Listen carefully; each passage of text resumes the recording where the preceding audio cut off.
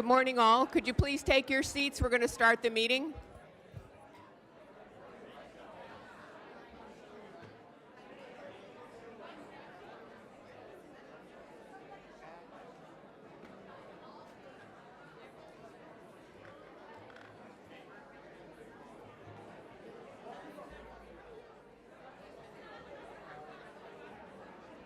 Oh, no, that one you can take up with you.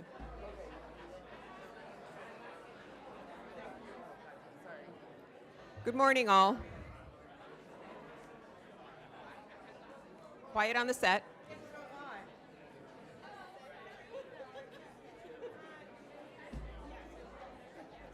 All righty, we're going to call this meeting to order. Could you all please enjoy the company of others quietly? And at this time, may we please have the roll call? Commissioner Barnett. Here. Commissioner Baxter. Here. Commissioner Bernard. Here. Vice Mayor Marino. Here. Mayor Sachs. Commissioner Weiss. Here. Commissioner Woodward. Here. Thank you. Thank you. And at this time, I've asked Commissioner Weiss to do the invocation and the pledge.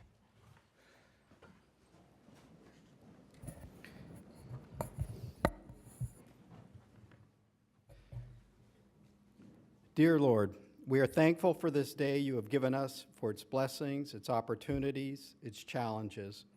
We pray for strength and guidance for each day as it comes, for each day's duties, for each day's problems. May we be challenged to give our best always, and may we be assured of your presence within us. Amen. I pledge allegiance to the flag of the United States of America and to the republic for which it stands, one nation, under God, indivisible, with liberty and justice for all. Thank you. Are there any additions, deletions, or substitutions to the agenda? Vice Mayor, members of the board, on page 57, we're at an add-on proclamation for Childhood Cancer Awareness Month, for declaring September 2024. Also on page 57, 4L, an add-on proclamation October 2024 as Domestic Violence Awareness Month. On page 61, we have a revised summary, which modifies the actual costs for the service as well as the amount of the overmatch. That concludes the addition, deletion, and substitutions. May I have an adoption of the agenda as amended? Do you want me to reorder it? Second. I've had a request to reorder the agenda, so before we make this motion, I would like to turn to special presentations. I know that Ms. Ditalo is in the audience and has to scoot quickly, so we are going to move up. So we're going to move up item B, 4B, up to the top. And also, due to the mayor's lateness, we will move District 1 and District 5 to the last four proclamations and move District 6 and 7, 4K and 4L up. So you know what? As we take the stand, we'll just get it done. Thank you. So Okay. I make that motion. Second. I've got a motion and a second. All in favor? Aye.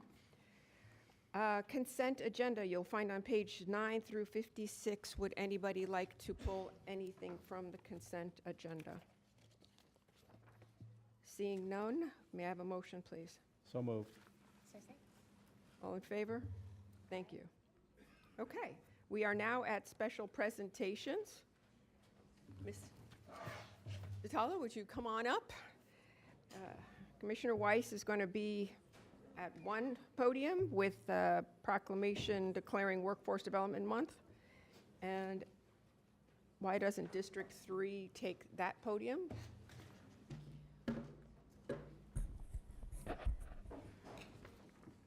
Well, good morning.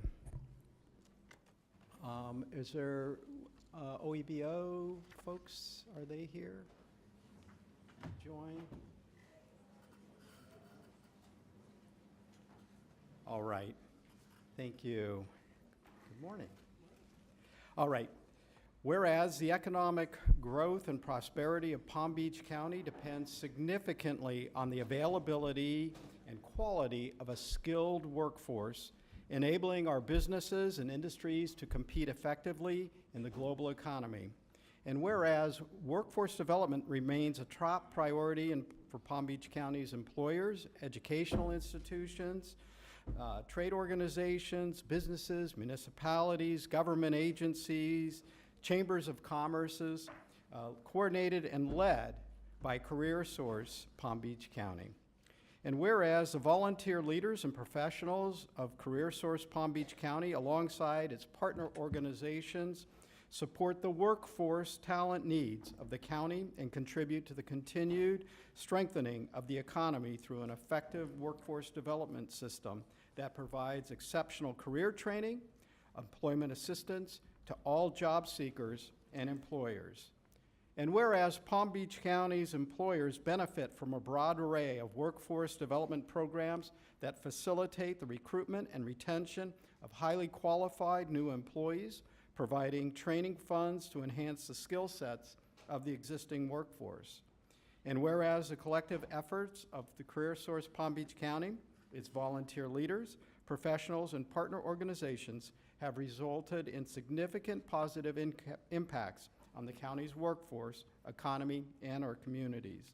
Now therefore, be it proclaimed by the Board of County Commissioners of Palm Beach County, Florida, assembled in regular session on September 10th, 2024, that September 2024 in Palm Beach County is hereby proclaimed Workforce Development Month in Palm Beach County. All right, and you have some words for us. Thank you so much for this proclamation, County Commissioners, Ms. Verdina Baker. This month is National Workforce Month, and our staff is in Orlando right now at the National Workforce Summit, so I'm racing right back up there to get some more awards for my staff. But thank you so much for the honor of being able to serve the citizens of Palm Beach County, to provide employment and education opportunities to lead them to self-sufficiency. Thank you so much.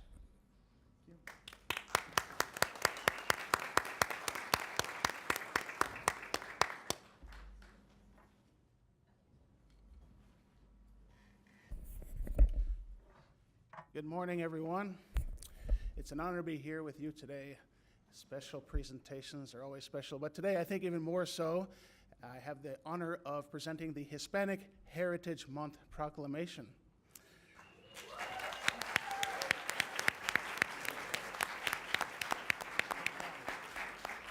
I would like to invite Commissioner Greg Weiss to join me as I present this proclamation. His district is he is very well represented with the Hispanic community in his district. I also would like to have my staff come up and join me as well. People I depend on every single day to make magic happen in District 3.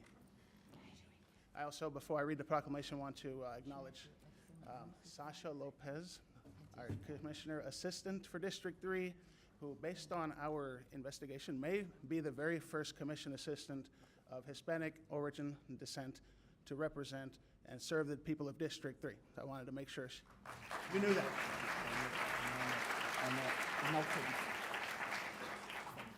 It's an honor to stand before you today as we come together to celebrate Hispanic Heritage Month. We have a huge audience, huge crowd, representing so many leaders and organizations that work within the Hispanic community. This special time of year allows us to recognize and appreciate the rich cultural contributions and enduring influence of the Hispanic communities in our county and beyond. As your county commissioner, I'm proud to present this proclamation in acknowledgement of the vibrant traditions, remarkable achievements, and invaluable role that Hispanic heritage plays in shaping our community. Thank you all for joining us in the celebration of diversity and unity. Let's continue to support and uplift each other as we honor the heritage that enriches our lives every day. Before I read the proclamation, I wanted to make another special recognition. Thank you for being up here, Commissioner Weiss. we want to recognize another leader in the Hispanic community just elected to the school board representing District 2, Virginia Savieto.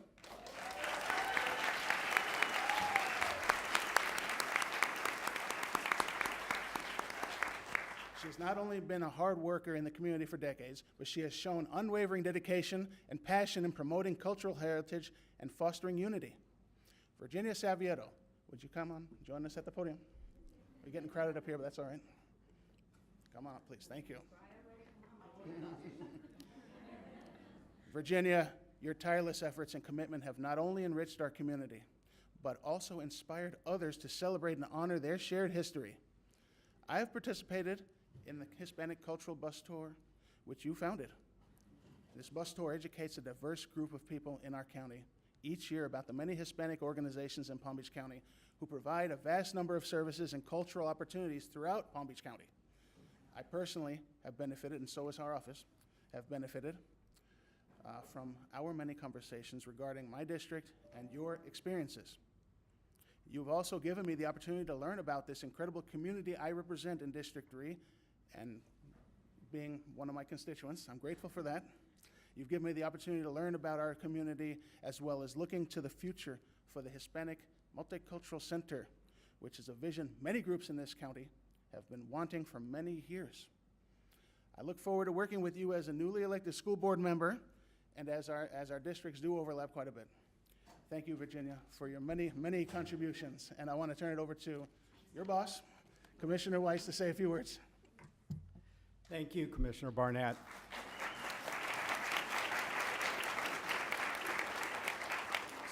So I can't tell you how proud I am of what you've accomplished. You know, I had an opportunity last week. We had a little celebration for Virginia. But Virginia represents everything that this country is about. She came here as a young person, as a child, as an immigrant, not knowing the language, not knowing the culture, but has found a way not only to assimilate into the United States of America, but she's found a way to exceed and achieve the American dream. And we are so proud of you because you represent what's best in this country. And so having an opportunity to have worked with you these last few years has been an honor for me. You've influenced me and helped me understand the diversity and the wonderful fabric of Palm Beach County. So thank you for all you have done and you will continue to do, and look forward to your continued success.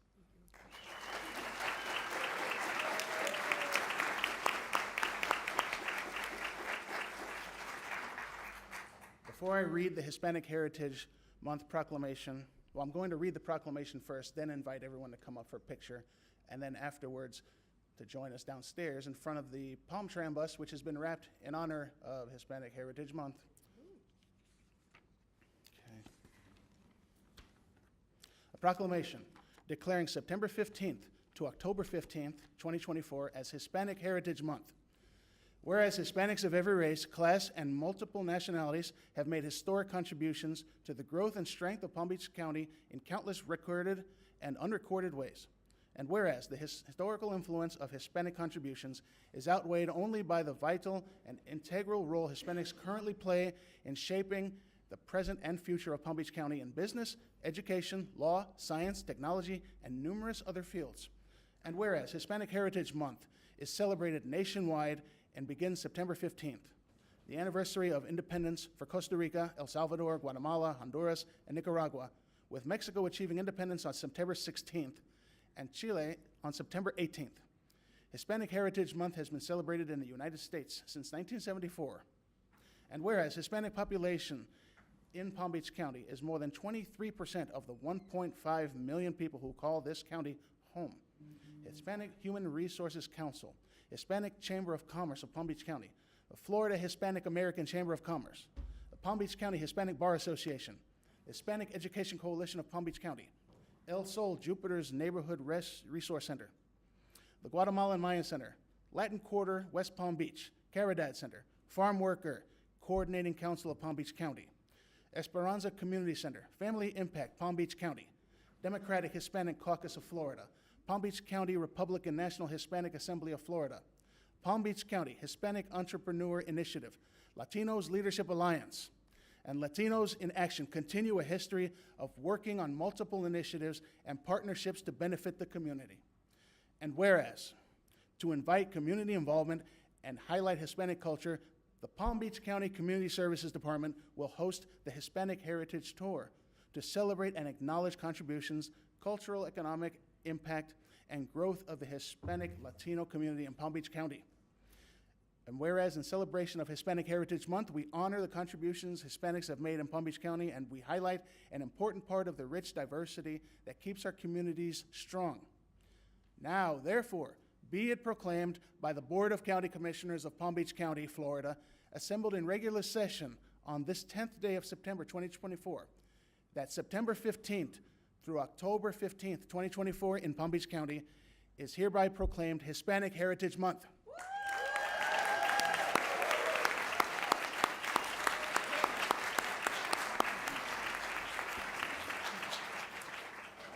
Vice Mayor, with your permission, may we have a picture? At the flags? Flags. Sure. And all those who are here celebrating Hispanic Heritage Month, kindly join us.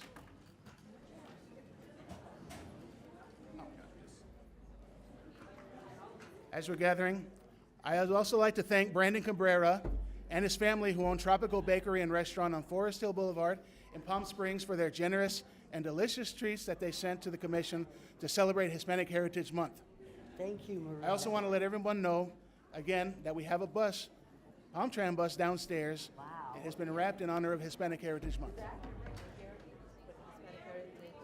wonderful. It is wonderful. Sure, go ahead and let's go.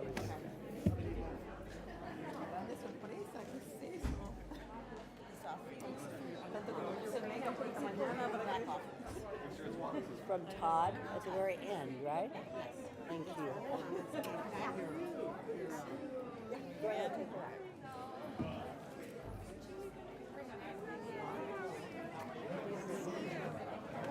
Good job.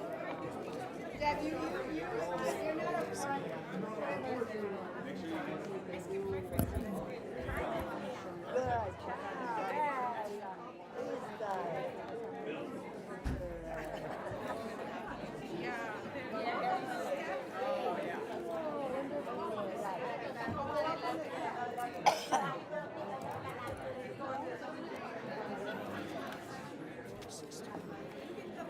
Love it.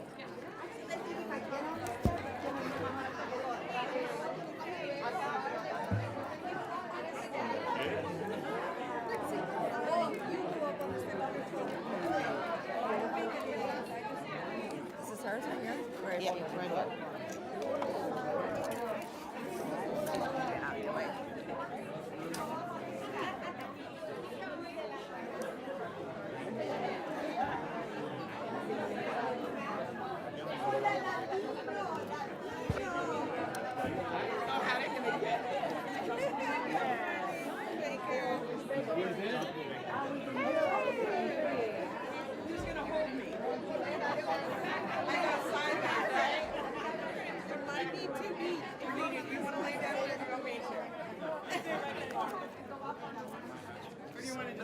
here.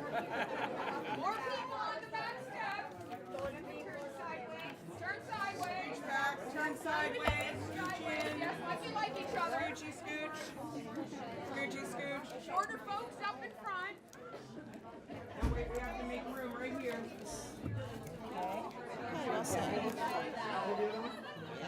Here, right here.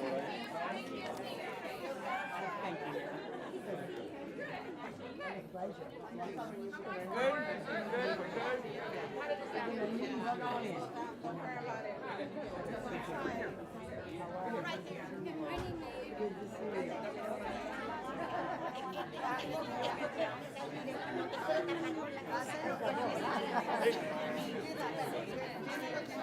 Can we scooch over a little bit? Get a mirror in here.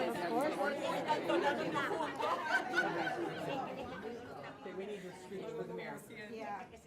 So let's turn sideways. Let's turn sideways. Ahora da más. Whatever it helps, whatever helps, right? Are we good?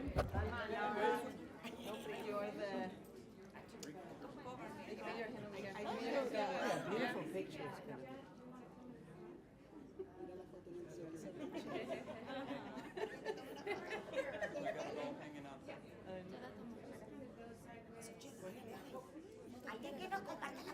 Take a picture of the TV, looks better. Go that way.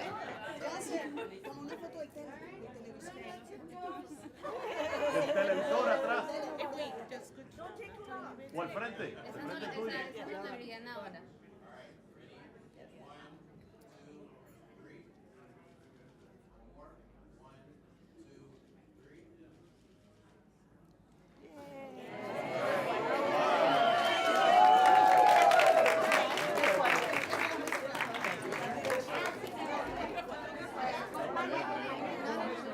Janet? Hey, guys. Mayor, I just wanted to introduce myself quickly. Rachel Weiser, I'm the new executive director for the Farm Worker Council. Really? Yes, I came from the Jewish You Federation. must come see me. Can I? Please. I would love to talk to you. Okay, We we do the whole county. contact Janet. Okay. Okay. And let's make an appointment. I would love to. Okay, I would love that. Came from the Jewish Federation, now helping the farm workers throughout the whole county. You're wonderful. Okay. We're having the Israel. I do. May I go get it and give it to you? Is this my, come here, Myra. Can I ask Tammy Fields, Jennifer Cirillo, Deb Drum, Megan Houston, Ron Rice, and the rest that are here for the Pollinator Month proclamation to join me? Yes. Where's my agenda? Come on, bees. Here they come. Okay. Good. All Okay. right, give me my, Okay. Any word from John?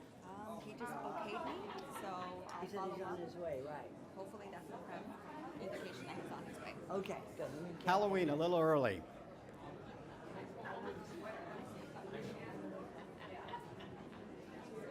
Okay.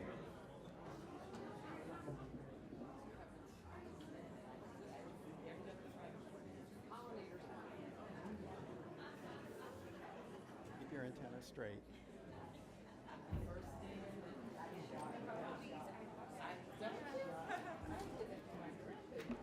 All right.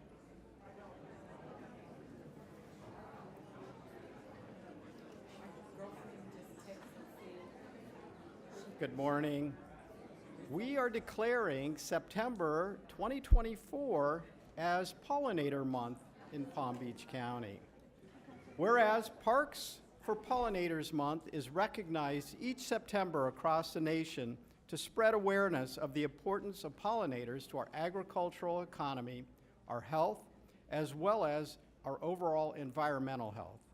And whereas, according to the White House Pollinator Task Force, during the last 30 years, the United States has seen a steady decline of pollinators such as bees, bats, and butterflies at an alarming rate of almost 30% annually, making it vital to take action on pollinator protection. And whereas studies show that for every third bite of food we eat, we have a pollinator to thank. Whereas the Palm Beach County Parks and Recreation Department invites the public to join the National Parks for Pollinators event by participating in its annual Parks for Pollinators BioBlitz scavenger hunt by utilizing iNaturalist smartphone app and logging into pollinators and pollinator-friendly plants. And whereas this public input is helpful to identify species and their locations, providing valuable data, and Palm Beach County Board of County Commissioners provides 110 parks and facilities balancing native ecosystems, pollinator habitats, with the opportunities for public recreation. Whereas dedicated butterfly gardens, bat houses, bird nesting boxes, honeybee propagation hives, edible and flowering gardens, native plants, and the use of integrative pest management program in our county park system all support pollinators. Whereas individuals can help by learning more at their county nature center, planting native pollinators at home, responsibly relocating and saving bees, and supporting local parks and natural area habitats, and encouraging others to do so. Now, therefore, be it proclaimed by the Board of County Commissioners of Palm Beach County, Florida, assembled in regular session on this 10th day of September, that September 2024 in Palm Beach County is hereby proclaimed Pollinator Month.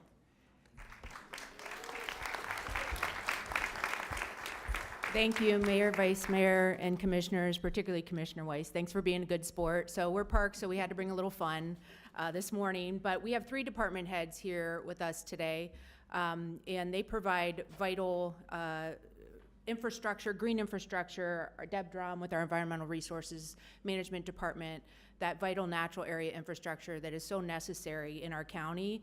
And we heard how pollinators affect our life, and they rely on that infrastructure.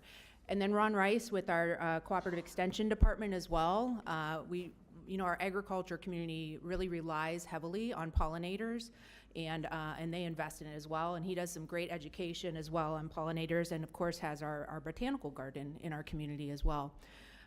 So thank you for your support of all these departments, as well as the Department of Resilience. And Megan couldn't be with us today, but us as a resilient community, you don't think, those bees and butterflies and birds and bats. And thanks to Bobby Seals for representing the bat today. We appreciate that. We don't want to forget about our nocturnal pollinators as well. And even accidentally, some mammals that hang around flowers pollinate for us in our community. And it's essential for our food sources. People don't think about how critical that is. So again, we want to invite you, if you're the public, please go on pbcparks.com to learn more, or I think even on our pbc.gov website as well. There's Parks for Pollinators BioBlitz scavenger hunt information. It's free to download the iNaturalist app. You become a citizen scientist and help us locate pollinators and pollinator plants throughout our community. This is the 4th year we participated in the national program. And last year, we had almost 2,000 observations and identified almost 700 unique species of pollinators and pollinator plants in our community. So that's incredible. So if you're out for a walk and can snap a few pictures, it's a great plant identifier too. If you don't know what it is, just snap a picture and iNaturalist will help you identify it, and it'll include it if it's something that has to do with pollinators. So again, thank you, and we appreciate you, and happy September, happy Pollinator Month, everybody. Oh, a jar of honey as well. If you didn't know, we propagate bees in parks, and so this is from Southwinds Golf Course. We have beehives on the course and propagated some honey. So we shared that with the commissioners today. It's on county park property, and this is another way that we support our bees. So thank you. We appreciate it.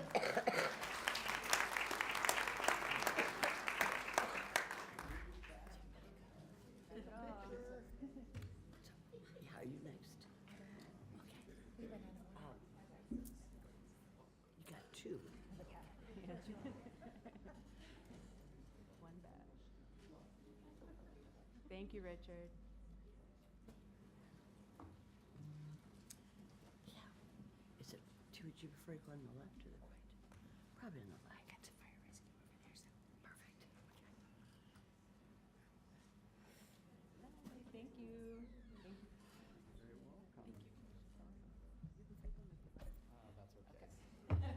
Reuse them. Yeah. I wouldn't put one in. So Commissioner Weiss, I think we're going to change our name from Team PBC to Team Pollinators. You will. I'm done pollinating. All right, would the team from the Aid to Victims of Domestic Abuse please come forward? Rosie Johnson, Elvira Dennis, Sweet. Shonderlin Emerson from the YWCA and her staff, PBSO Detective Samantha Palmer, and Dr. Heidi Schaefer. Please come forward.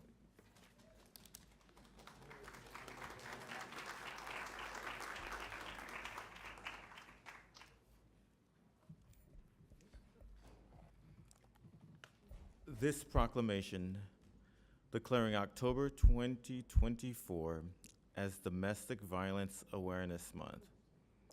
Whereas domestic violence impacts millions of people each year and continues to be a major social crisis and healthcare concern in our country, state, and county.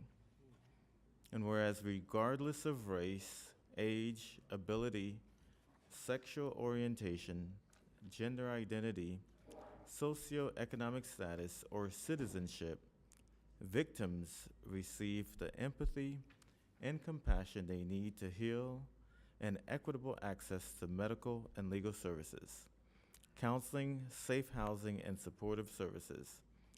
And those who choose to cause harm should be held accountable for their actions and provided opportunities for rehabilitation. And whereas key partnerships are formed among criminal justice agencies, health providers, allied professionals, domestic violence shelters, and victim services to assist victims and their families and to hold offenders accountable.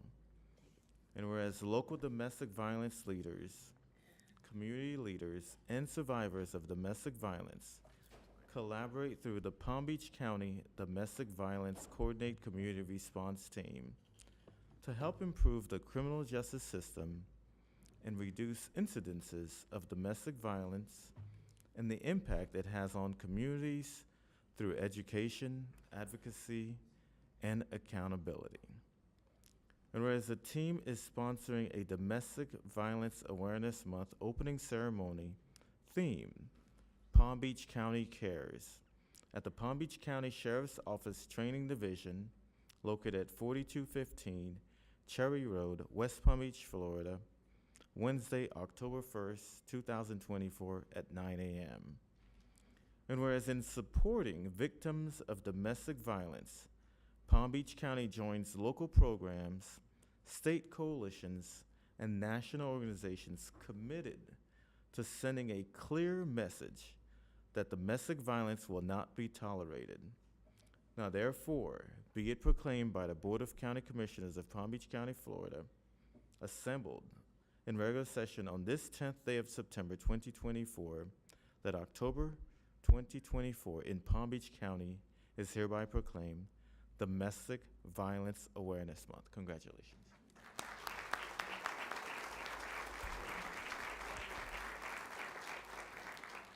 Good morning.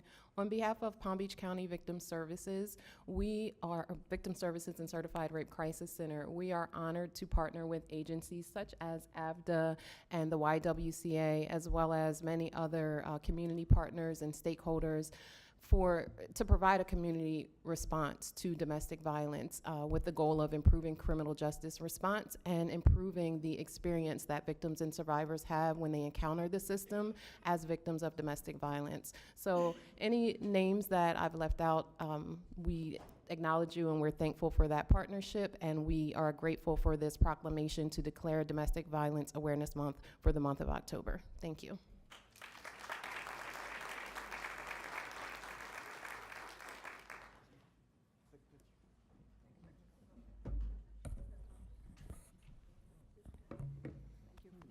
Okay, if the following could please come forward for Falls Prevention Awareness Week.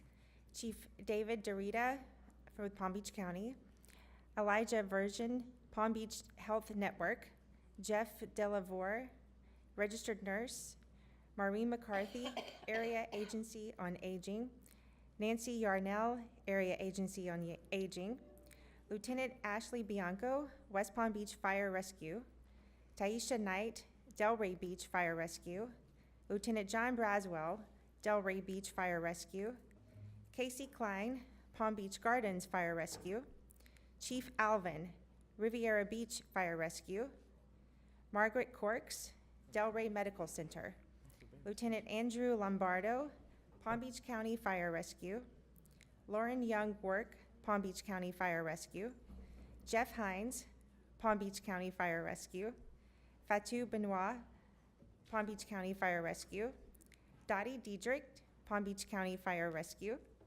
Terry Laser, Palm Beach County Fire Rescue, Elise Brown, Palm Beach County Fire Rescue, and Assistant Fire Marshal Chris Henry, Palm Beach County Fire Rescue.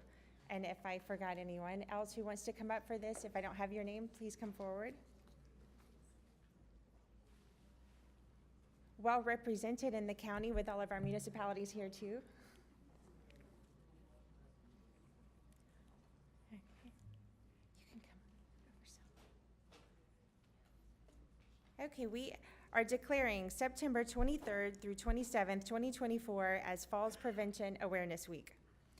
Whereas falls are the leading cause of fatal and non-fatal injuries among adults aged 65 and older nationwide. 1 in 4 older adults report falling every year. And whereas it is estimated that 25% of Palm Beach County residents are aged 65 years of age or older, and whereas falls among older adults with and without injuries are the leading cause for 911 calls for fire rescue agencies throughout Palm Beach County. And whereas falls may cause bone fractures to the hand, wrist, ankle, and hip, falls were the significant injury most often treated at the county's 2 trauma centers in 2023, accounting for 47% of trauma cases. And whereas falls with injury accounted for the 2nd highest number of calls for service last year for Palm Beach County Fire Rescue, and in a combined effort to reduce falls, fire rescue agencies in Palm Beach County, St. Mary's Medical Center, Delray Medical Center, the Area Agency on Aging Palm Beach County and Treasure Coast, and the Palm Beach County Healthcare District all maintain cost-effective strategies and evidence-based programs such as free exercise programs to improve balance and strength, medication management, vision, home hazard mitigation, and fall prevention education. And whereas this year, all participating agencies and other county fire departments, such as West Palm Beach, Riviera Beach, Palm Beach Gardens, and Delray Beach Fire Rescue, will host the 2nd annual countywide collaborative fall prevention resource and educational event. And whereas the ultimate goal is to connect our elderly residents with information, resources, and services needed for them to sustain their independence, empowerment, quality of life, and a fall-free lifestyle. Now, therefore, be it proclaimed by the Board of County Commissioners of Palm Beach County, Florida, assembled in regular session on this 10th of September 2024, that September 23 through 27 of 2024 in Palm Beach County is hereby proclaimed Falls Prevention Awareness Week. Thank you.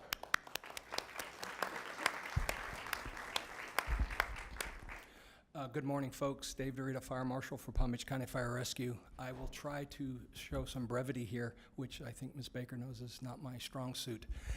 So I think the commissioner summed it up very well, and I won't try not to repeat. You will hear a repetitive theme that I've been fortunate enough under Mrs. Baker's tenure here and my short tenure here to learn the word team.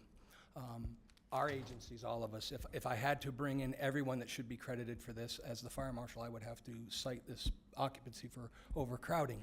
So I just want you to understand how far-reaching this is. This is our biggest call, our biggest pull on all our resources. It affects every resource, every one of you, whether you have someone that's fallen or not. I couldn't copy the props, but I did. The elephant in the room is the boot I'm wearing as the victim of a non-heroic fall. It happens to everybody, and the amount of resources it goes just for one fall victim affects a family because they're the ultimate caregivers in long term. We have an abundance of ALFs, and we don't have enough assisted living facilities. The hospitals receive them after we take the initial response, and it starts with our dispatchers fielding the call and letting us know. It's a culmination. It's falls uninjured, falls with injury, and yes, the I've fallen and can't get up.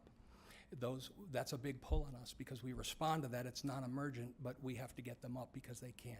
So with the hospitals, the fire rescue agencies you see here, the Area on Agency on Aging, all under the umbrella of this team effort, Palm Beach County Fall Prevention Collaborative. We used to operate in silos. That was the norm. Ms. Baker has shown us, and through the support of the commission, that you stop your silos. They're only beneficial for the one section. When you bring those silos together, you'll have a team. And I don't, words that are overused become cliche. Ms. Baker has set a tone that will never become a cliche. Teamwork will guide us through all of our issues, and we will do this together. I deserve no credit for this. I have a very great force under me at County Fire Rescue that does this, and then everyone here. There just are too many people for you to realize what goes into fall prevention. So thank you very much. Thank you for your eloquent proclamation.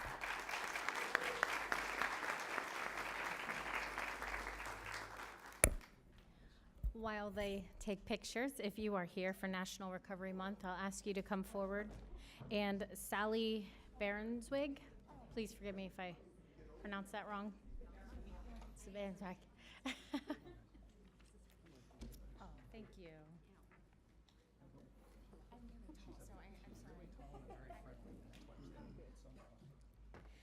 So, for today, whereas behavioral health is an essential part of health and one's overall wellness, whereas the theme for this year's National Recovery Month is a journey of resilience, recovery, and renewal, Palm Beach County reminding people in recovery and those who support them that recovery belongs to all of us. We welcome everyone to recovery by lowering barriers to recovery support, creating inclusive spaces and programs, and broadening our understanding of what recovery means for people with different experiences. Whereas preventing and overcoming mental and substance use disorders is essentially to achieving healthy lifestyles, both physically and emotionally. Whereas we must encourage relatives and friends of people with mental and substance use disorders to implement, prevent measures. Recognize the signs of problems and guides those in need to appropriate treatment and recovery support services. Whereas the Board of Palm Beach County Commissioners is leading efforts to establish a person-centered, recovery-oriented system of care with partners throughout the county to help people achieve recovery and improve the quality of care as well as long-term recovery outcomes. Whereas Palm Beach County Community Partners, Be Well PBC, the Palm Beach County Hub, Commonly Well, and others will be hosting an annual National Recovery Month event on Wednesday, September 25th at the Wellington Community Center. Now, therefore, let it be proclaimed by the Board of County Commissioners of Palm Beach County assembled today that on the 10th day of September 2024, for this to be National Recovery Month.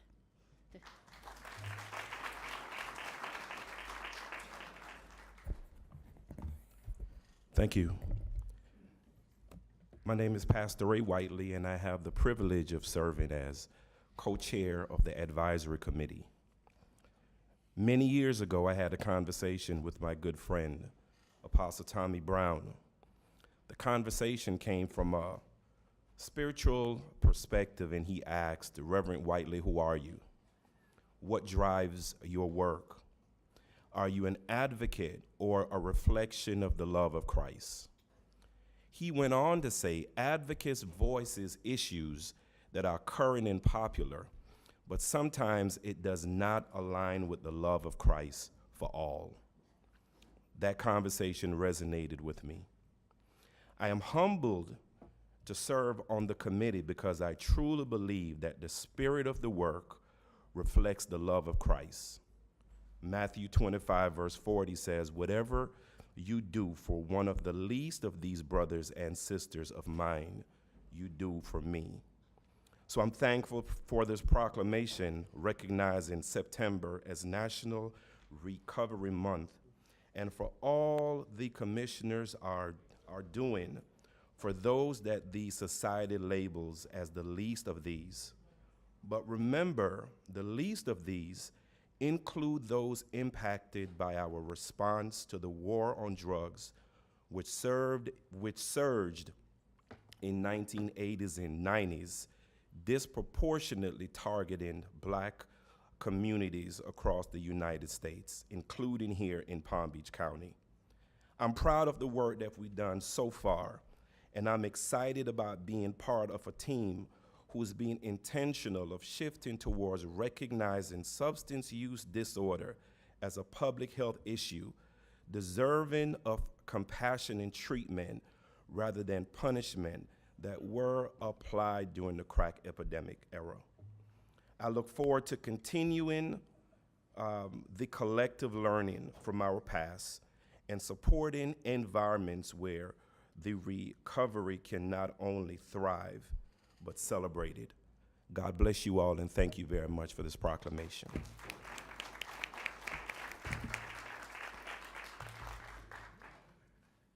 Commissioners, good to see you again, and thank you again for your continued leadership in this issue. It is known not only in this community, but across the state. My name is Micah Robbins. I have the privilege of working with the Hub in Palm Beach County, as well as the Florida Association of Recovery Residences. But more importantly today, I have the opportunity to talk about a real story in recovery. This is Yanalise Kienis. Darn it, I knew I wouldn't get emotional, but it's gonna happen.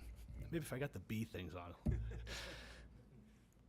Yanni is what it means, why we do this work. She started out as a peer advocate to help support not only her recovery, but to support those on their journey at the Hub. Over the last several years, she has demonstrated what it means to be not only a community leader, but advocating and demonstrating daily what a recovery journey can be. She is now just been elevated to the site coordinator for our Hub in Lake Worth Beach, and she's an amazing artist and creator as well. She actually had her piece of artwork submitted to the Sampson National Art Exhibition for this year for Recovery Month, and it was accepted. So not only is her work here, it is now nationally recognized. And she's taken that passion to those in recovery so they can have a voice of creativity. She leads a watercolor class. If you go to the Hub, her artwork is now displayed there as well as others. She is an incredible young woman. She's an incredible asset to what this recovery movement means. And she's not what's the word I'm looking for? We're not proud of her. We're inspired by her. So please, let us not only celebrate Recovery Month, but celebrate those like Yanni that make a difference every day.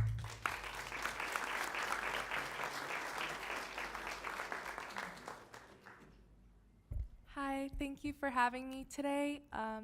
I'm really proud of the work that we do for the Hub, breaking the stigma and bringing recovery into all the communities in Palm Beach County. So I just want to thank you all for helping us break the stigma and giving hope to the world. So thank you.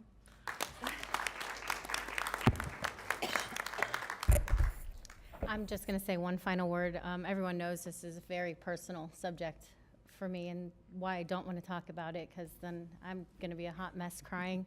So I just want to thank you all for coming out for this proclamation. It means a lot. Thank you.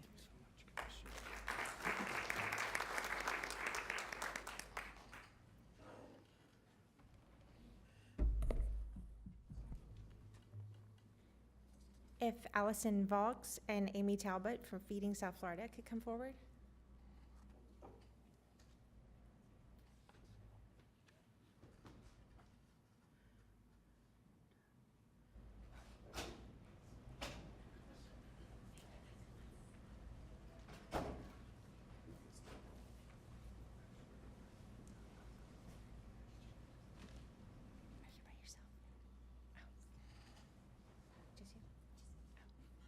Sorry, I didn't get the memo for orange, I'm sorry. So we are declaring September 2024 as Feeding South Florida Hunger Action Month. Whereas since 1981, Feeding South Florida has worked to end hunger in Palm Beach County by providing our community in need with immediate access to nutritious food. And whereas Hunger Action Month is an opportunity to be a part of a month-long movement that impacts the mission to end hunger in South Florida. And whereas hunger does not discriminate, it knows no race, religion, or age.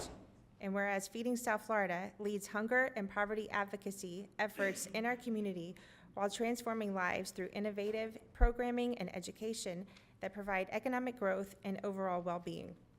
And whereas Palm Beach County is committed to supporting Feeding South Florida so that together we can achieve a hunger-free South Florida.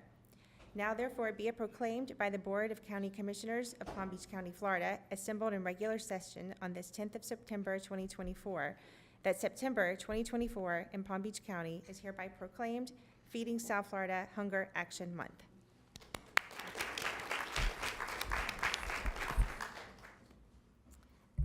Thank you, Commissioner Marcy Woodward and the Palm Beach County Board of County Commissioners for recognizing September as Hunger Action Month.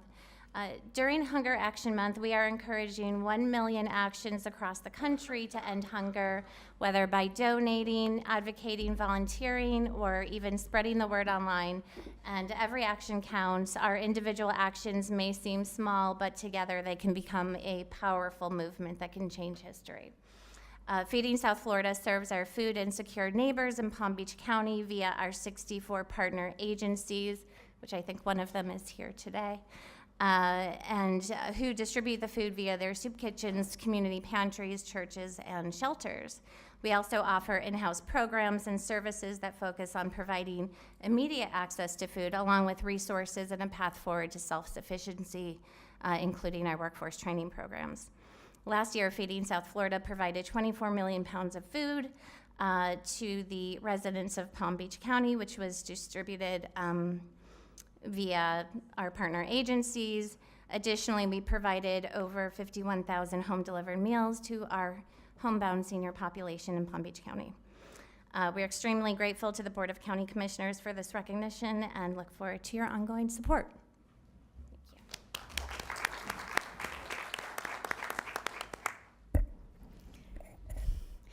So now we are going to declare September 2024 as Childhood Cancer Awareness Month. So please join me.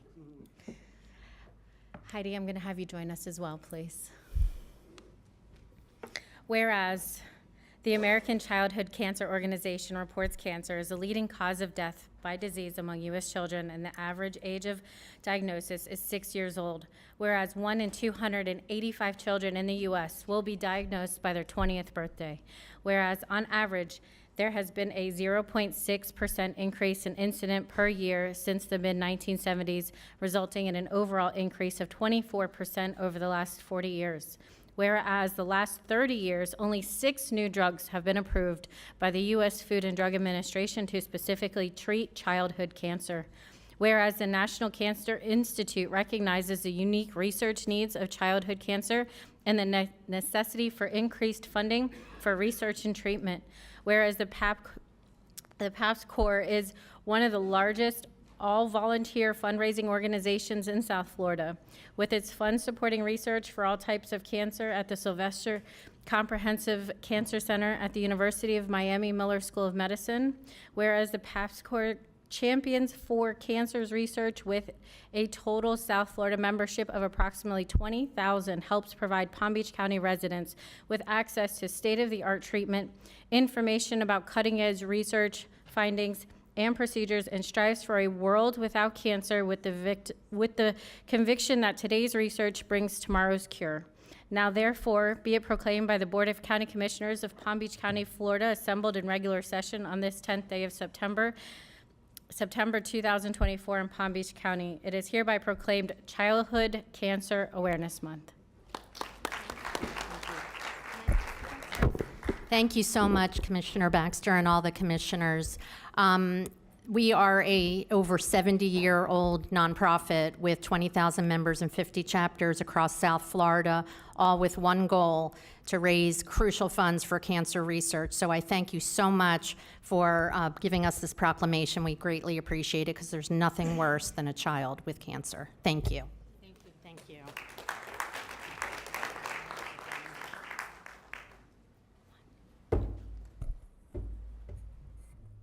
And while they're taking their pictures, Selena, you want to join us? Selena Stamios with the Women's Chamber of Commerce of Palm Beach County, Angela Bernard from the Audio Video Systems, and Aida Baez of Accord Engineering. These young ladies are here to celebrate National Women's Small Business Month.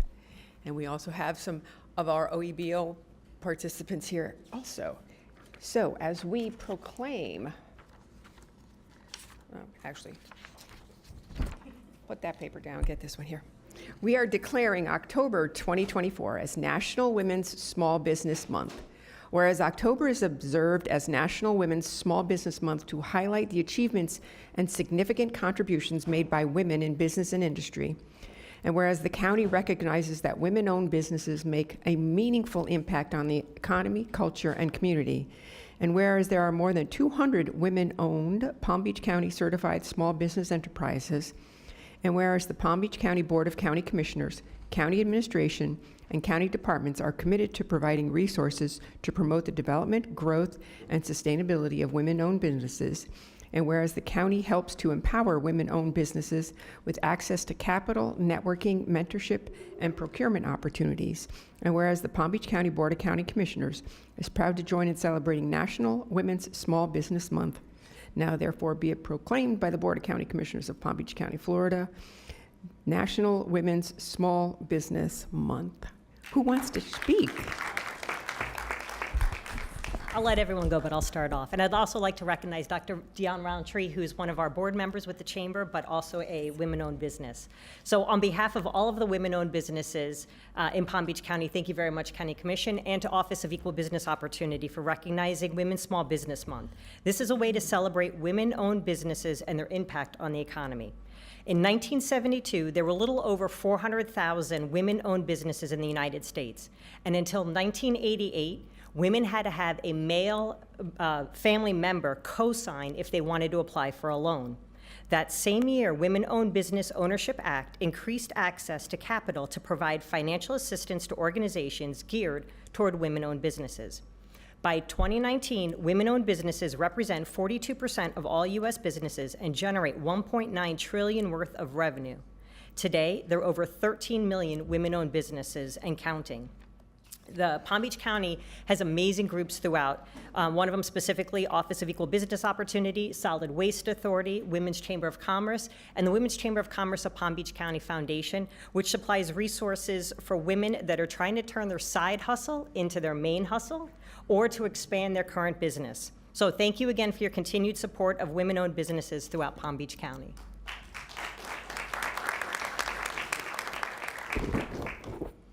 Good morning, I'm Angela Barnard, and I own Audio Video Systems.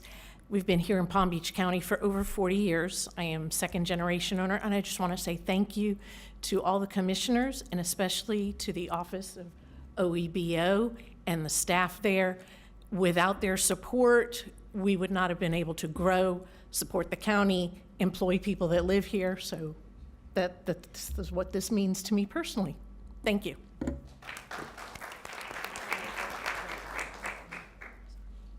Good morning, Madam Mayor, Vice Mayor, members of the board, and Madam Administrator. During the month of October, the Office of Equal Business Opportunity we will highlight these amazing women and other certified women-owned businesses with the Office of Equal Business Opportunity in Palm Beach County. They are doing great work, they are responsive, they are bidding, they are rock stars. So thank you all for your continued support of the SMWBE program and for focusing the attention this month or next month, October, on women businesses here in Palm Beach County. Thank you, Vice Mayor.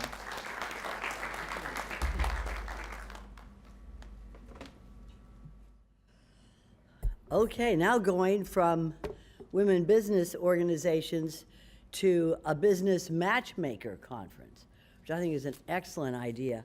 If I could have Hammerstein come on up, as well as Ms. Hammerstein is a procurement. Do we have Hammerstein here? Correct. It's sort of a drive there, isn't it? Ms. Hammerstein is a procurement programs compliance officer for the City of West Palm Beach, Office of Small and Minority Women Business Programs, as well as, is it Wendy Williams? Is she here? Who's from the City of Riviera Beach? Okay, they're not here? Okay, good. We're going to go ahead and proceed. And we're going to declare September 2024 as Palm Beach Partners Business Matchmaker Conference and Expo Day. This is going to be acknowledged on Friday, September 20th, during the 18th Annual Palm Beach Partners Business Matchmaker Conference and Expo. This is a coalition of city, county, state, nonprofit organizations aligned to promote economic development of small businesses through bid and contracting opportunities in Palm Beach County. And whereas the partners include leading public and nonprofit agencies, such as the Palm Beach County Board of County Commissioners, Department of Airports, Department of Housing and Economic Development, Palm Tram, the cities of Riviera Beach, West Palm Beach, the South Florida Water Management District. As I continue on, more and more people are coming up here. This is what it's all about. This is what it's all about. The school district, the Center for Technology Enterprise, and the Solid Waste Authority of Palm Beach County. Whereas small minority women-owned and disadvantaged enterprises represent a wide variety of disciplines, and each is granted an equal opportunity to meet with decision makers and to network with other businesses in attendance during the Matchmaker Conference and Expo. And whereas the Palm Beach County Board of County Commissioners is pleased to join in celebrating this distinct business empowerment forum for small minority, women-owned, and disadvantaged enterprise. Now therefore, be it declared and proclaimed by the Board of County Commissioners assembled in regular session on this 10th day of September 2024, that September 20th, 2024 in Palm Beach County is hereby proclaimed Palm Beach Partners Business Matchmaker Conference and Expo Day. Congratulations.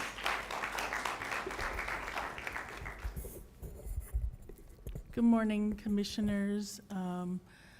Ms. Virginia Baker, thank you so much for this proclamation. 2024 is the 18th year that we have gathered to put this together. And I know that small businesses look forward to it every year. This year we are highlighting 8 small businesses that are now large businesses that have gone through this event and have met agency representatives and are able to participate in the procurement process. So thank you so much for your support, Commissioner Bernard and Ms. Baker. If you would come down and support us. Ms. Virginia Baker and Mr. Frank Hayden, Hazel Oxendine and Dr. Otelia DeBose put this event together 18 years ago. And we have continued, and thank you for your support, and thank you for having a vision to help small businesses. Thank you.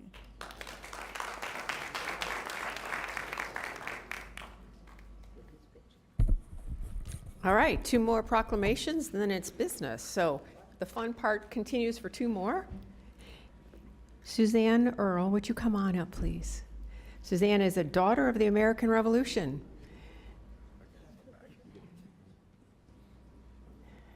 And today, the Board of County Commissioners is declaring, the Board of County Commissioners is declaring September 17th through 23rd, 2024 as Constitution Week. Whereas the Constitution of the United States of America, the guardian of our liberties, embodies the principles of limited government in a republic dedicated to rule by law, and whereas September 17th, 2024 marks the 237th anniversary of the framing of the Constitution of the United States of America by the Constitutional Convention, and whereas it is fitting and proper to accord official recognition to this magnificent document and its memorable anniversary, and to the patriotic celebrations which commemorate it, and whereas Public Law 915 guarantees the issuing of a proclamation each year by the President of the United States of America, designating September 17th through 23rd as Constitution Week, and citizens are urged to study our nation's Constitution and reflect on the privilege of being an American with all the rights and responsibilities which that privilege involves.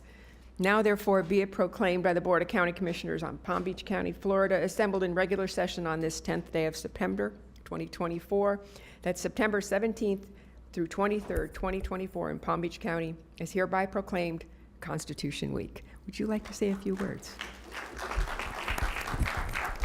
Thank you. My name is Susan Earl. I am from the Daughters of the American Revolution. We are 200,000 strong, and our mission is to preserve our historic monuments, education of children, and we support our military and veterans. I am honored to receive this proclamation because the United States Constitution preserves the rights and freedoms of all Americans. Thank you.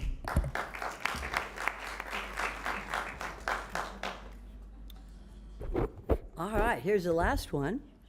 If I could have Marilyn Mejia. Probably didn't pronounce your name correctly. CEO and Executive Director of the Soup Kitchen. And Richard Hyatt? Syett. I like that one better. Syett. And you're a board member. If I could have John Fiorenzi and Jackie Fiorenzi come forward as well. We're going to declare September 16th, 2024. If you have anybody else from your organization, come on up. Even, oh my God, he's so cute. So cute. Whereas the Soup Kitchen in Boynton Beach was established in 1983 as a 501c3 nonprofit organization with the goal to help the less fortunate by providing meals at no cost. Whereas this organization has been a vital resource for our community, providing nourishment and assistance to those facing food insecurity and homelessness. This unwavering commitment and dedication has enabled it to become a cornerstone of compassion and service in Palm Beach County. Whereas its core values and purpose are summarized in its mission statement that focus on addressing hunger and offering a safe place for those in need. And whereas the mission is to provide nourishment for the heart, mind, and body, driving daily operations and the commitment to creating a supportive and inclusive environment for everyone seeking help. Last year, the Soup Kitchen distributed 650,000 hot meals, distributing 845,000 grocery bags, and preventing over $13 million worth of food being wasted. Whereas From Hunger to Hope is to be commemorated on September 16th, 2024, it will showcase the transformative impact of the Soup Kitchen's work in the community. The journey from hunger to hope symbolizes the resilience and empowerment that the Soup Kitchen instills in those it serves, embodying a message of compassion, solidarity, and renewal. Now, therefore, be it proclaimed by the Board of County Commissioners of Palm Beach County, Florida, summoned in regular session on the 10th day of September, that September 16th, 2024 in Palm Beach County is hereby proclaimed the Soup Kitchen From Hunger to Hope Day. Congratulations.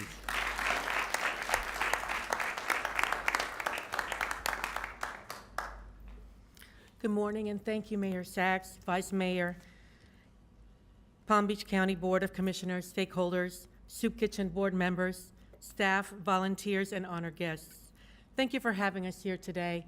My name is Marlene Mejia. I am the CEO. Before I became a CEO 4 years ago, I was a volunteer at the Soup Kitchen for 20 years. And it goes to show you, volunteering pays off.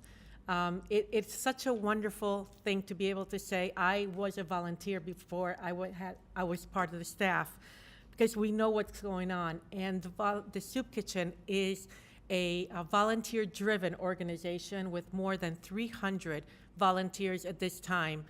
We could not do it without them.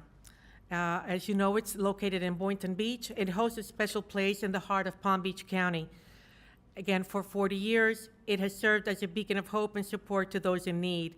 Since its founding in 1983, the Soup Kitchen has been a vital resource offering nourishment and assistance to individuals facing food insecurity and homelessness.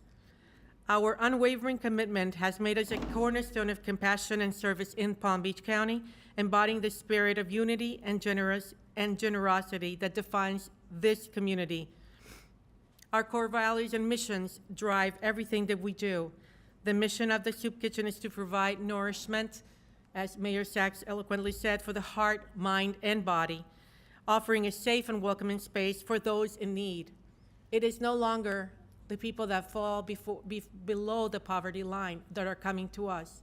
We are seeing more and more people that cannot make their checks meet, right? So we strive to create a supportive and inclusive environment for all of those who seek our help. With over a third of the county residents earning less than the cost of living and struggling to afford the basic essentials, our work is more critical than ever.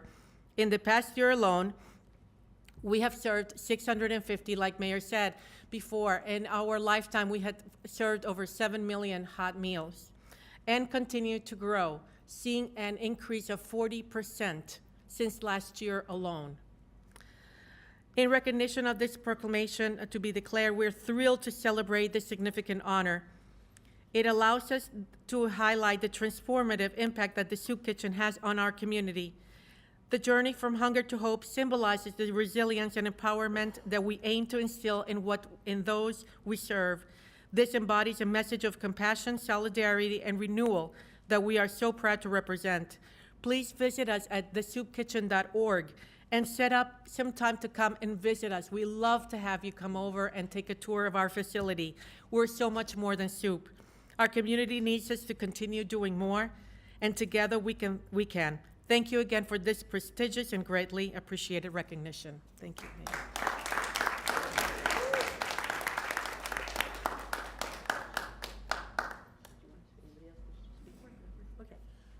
Before we have the picture, I just want you to know that I heard about this wonderful organization from your volunteers.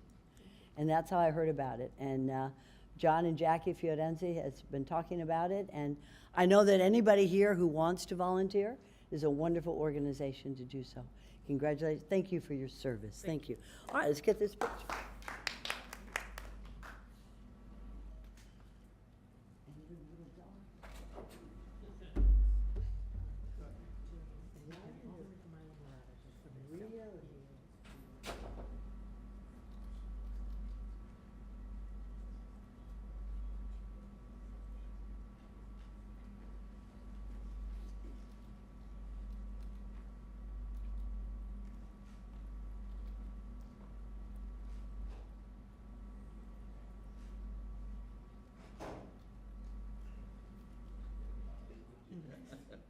That's a burden.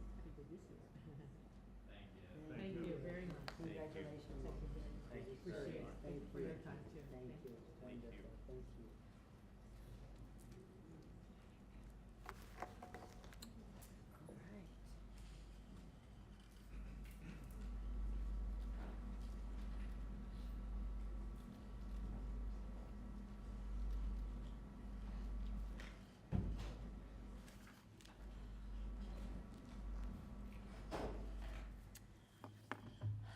All right. Okay. I always say that that's the best part of our agenda. So wonderful. Now we'll get on to the business of the day. We're going to start on the regular agenda. And for those of you following on the agenda, it's page 58. So we have, good morning, it's me. Colleagues, if you would look at this, would anybody wish to have a presentation from staff at this time? See none. All right, Commissioner Weiss, go right ahead. Thank you, Mayor. I'd like to go ahead and make a motion to approve item 5A1, a resolution of the Board of County Commissioners amending the Palm Beach County Administrative Code for the purpose of updating the provisions related to construction, engineering, and architectural contract change orders, providing for conflict with federal or state law and or county charter. Very good. By the way, before I get to a second, does anybody have any questions or comments to the staff? Seeing none, do I have a second? I have a second by the Vice Mayor. Are those for? Anybody opposed? See that it passes unanimously, 7-0. Thank you, Isami. All right, let's go right on to airports. That's 5B1. And again, let me ask my colleagues if you would wish to have a report by Ms. Beebe. Seeing no one who wishes, does anybody have any questions or comments to the staff at this time? Seeing none, do I hear a motion to approve? Madam Mayor, I make a motion to approve item 5B1A and B. Second. And we can have both at the same vote. Very good. Seamless. I have a first by Bernard and a second by Commissioner Baxter. All those for. Anybody opposed? See that it passes unanimously, 7-0. Moving right on to 5C1 on Palm Tram. And as the staff is coming forward, would anybody here like to have a staff report? Do any of my colleagues wish to have any questions or comments to the staff about C1A? Seeing none, do I hear a motion? Madam Mayor, I make a motion to approve item 5C1A, B, and C. Very good. And I have a second by Commissioner Weiss. All those for. Anybody opposed? See that it passes unanimously, 7-0. Thank you. Moving right along, on 5D1, Planning, Zoning, and Building. As the staff is walking up, is there any member of the board who wishes to hear a staff report at this time? Yes, Mayor. Yes, you do. Very good. Commissioner Baxter has requested a staff report. Go right ahead.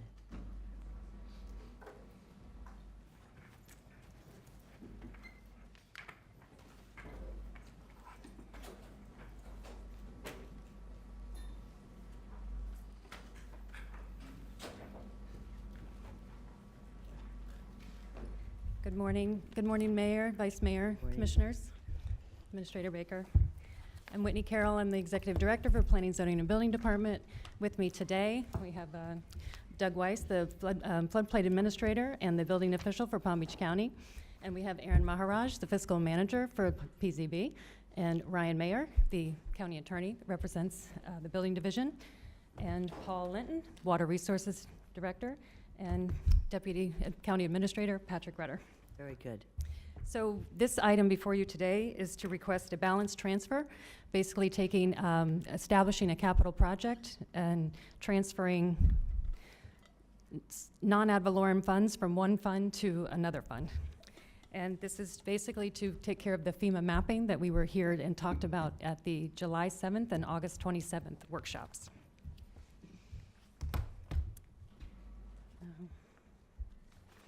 I'll go back.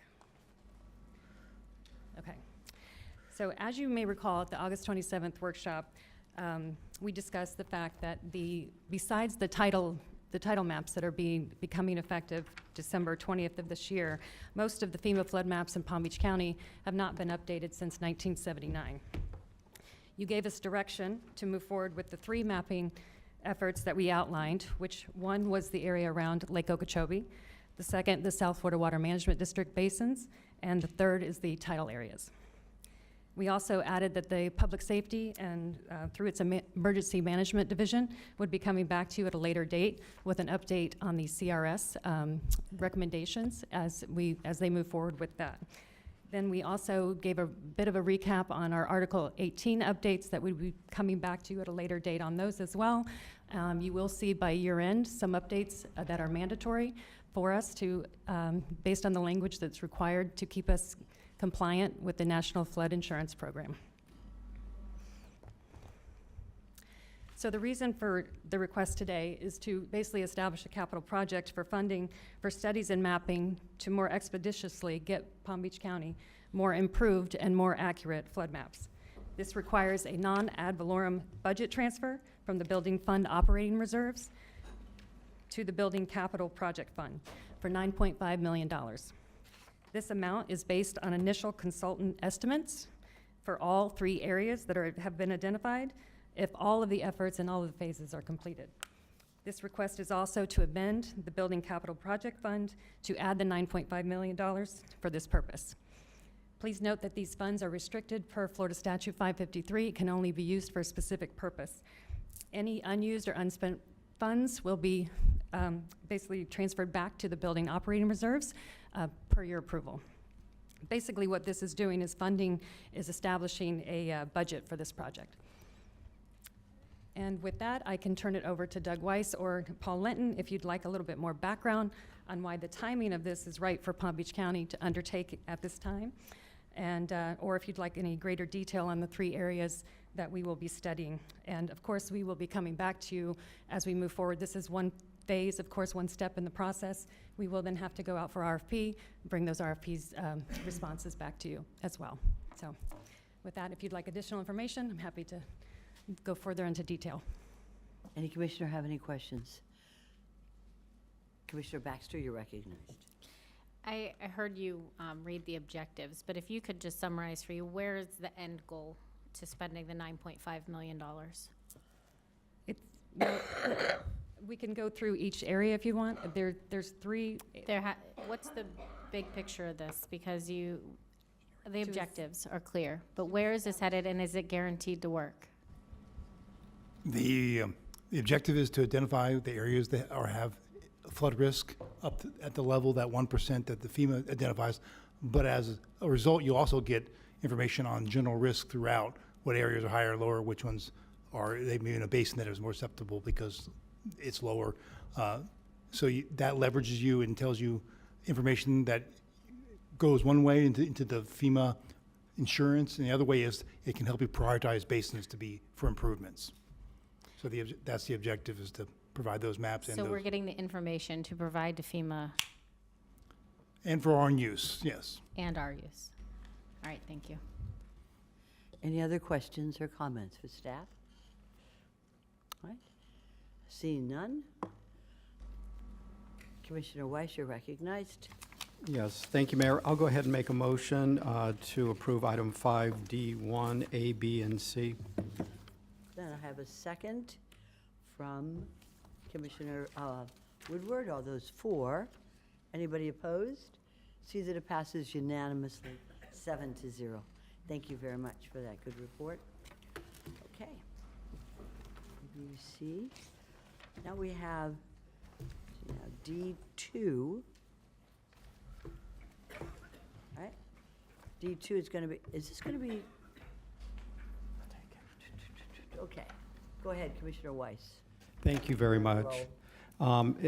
Just for my reminder to my colleagues, a few months ago, this came forward, and you gave me the authorization to work with staff, both from our staff and the town of Haverhill, as well as the builder that requested this annexation.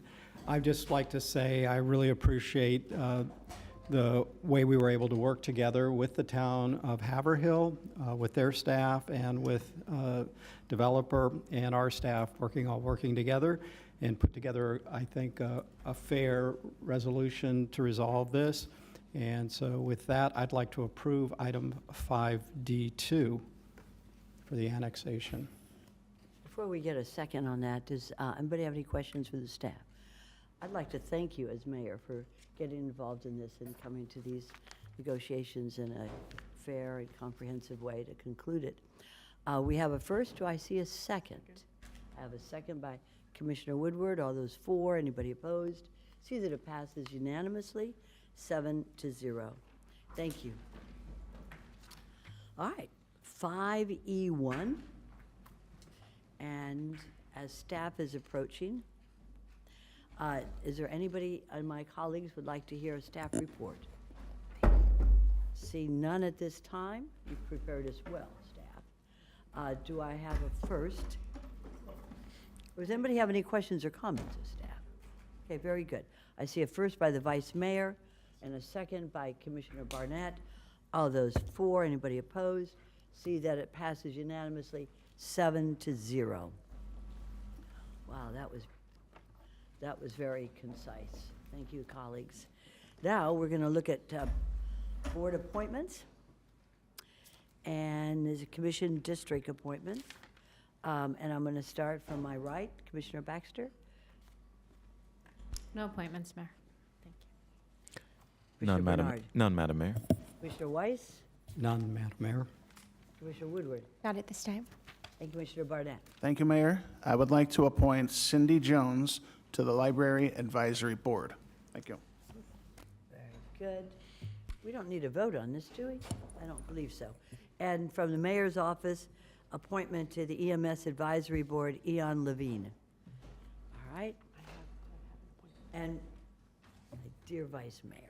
No worries. All right. I would like to reappoint former County Commissioner Carol Roberts to the Citizens Committee on Airport Noise. Oh, she's Thank you. All right. And going on to staff comments at this time. Administration comments. Just have our board. Got our board directives. I'd like to ask you to receive and file. So moved. And we have a first by Commissioner Weiss, second by Commissioner Woodward. All those for, anybody opposed? See that it passes unanimously. And that is all I have for today. Very good. All right, the county attorney. None this time? Very good. Now Commissioner comments. And we're going to start to my left with Commissioner Barnett. Thank you very much, Mayor. I also wanted to, before I give my full comments, I wanted to, where is it? I'll start with my official comments. I wanted to request that the interior main loop road within Lake Lytle Park be named Lake Lytle Park Drive in honor of former County Commissioner Lake Lytle, who served our county for 32 years, a record that still stands to this day. I'll second that. Ah, it's beautiful. All those for, anybody opposed? See that it passes unanimously, 7-0. You can continue on, Commissioner Barnett, if you have others.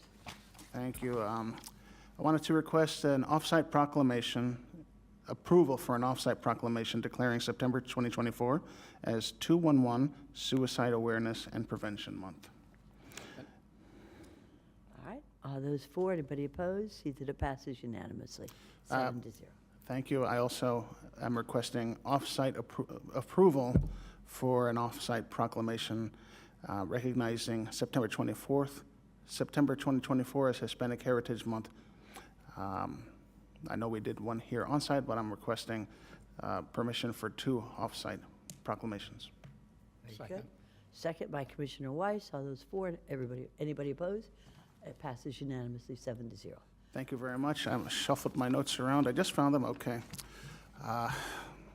Wanted to recognize the City of Green Acres. We had an opportunity to present before their City Council meeting the other night an update on the progress that we're making on the Chickasaw Road expansion. Thank you very much for approving that in our consent agenda at the last meeting. I also want to recognize City Manager Andrea McHugh and City Councilwoman Susie Diaz for their patience and perseverance during this entire process. It was wonderful to see our team effort between the county and city. I'm grateful to everyone at Green Acres and here in Palm Beach County. I'm also grateful that the governor yesterday expressed his desire that the legislature take up this condo fees crisis before the end of the year. It looks like, I think they heard us, and I'm grateful to the Board of With County your letter. Commissioners. Your letter. You did it too. Thank you also for your letter, Mayor, representing the entire board. I'm grateful to our representatives, Catherine Waldron, Mike Caruso, our property appraiser, Dorothy Jacks, who I've talked to, all of them about this, helping us guide what the next step should be in convincing our friends in Tallahassee to do the right thing. Hopefully, now that the governor has gotten personally involved, we'll see some progress. Hopefully, a special session to be convened before the end of the year and some positive net results for our condo owners in our districts. Thank you very much again for all of your support on that. That's all I have. Thank you. Thank you very much, Commissioner. Commissioner Woodward.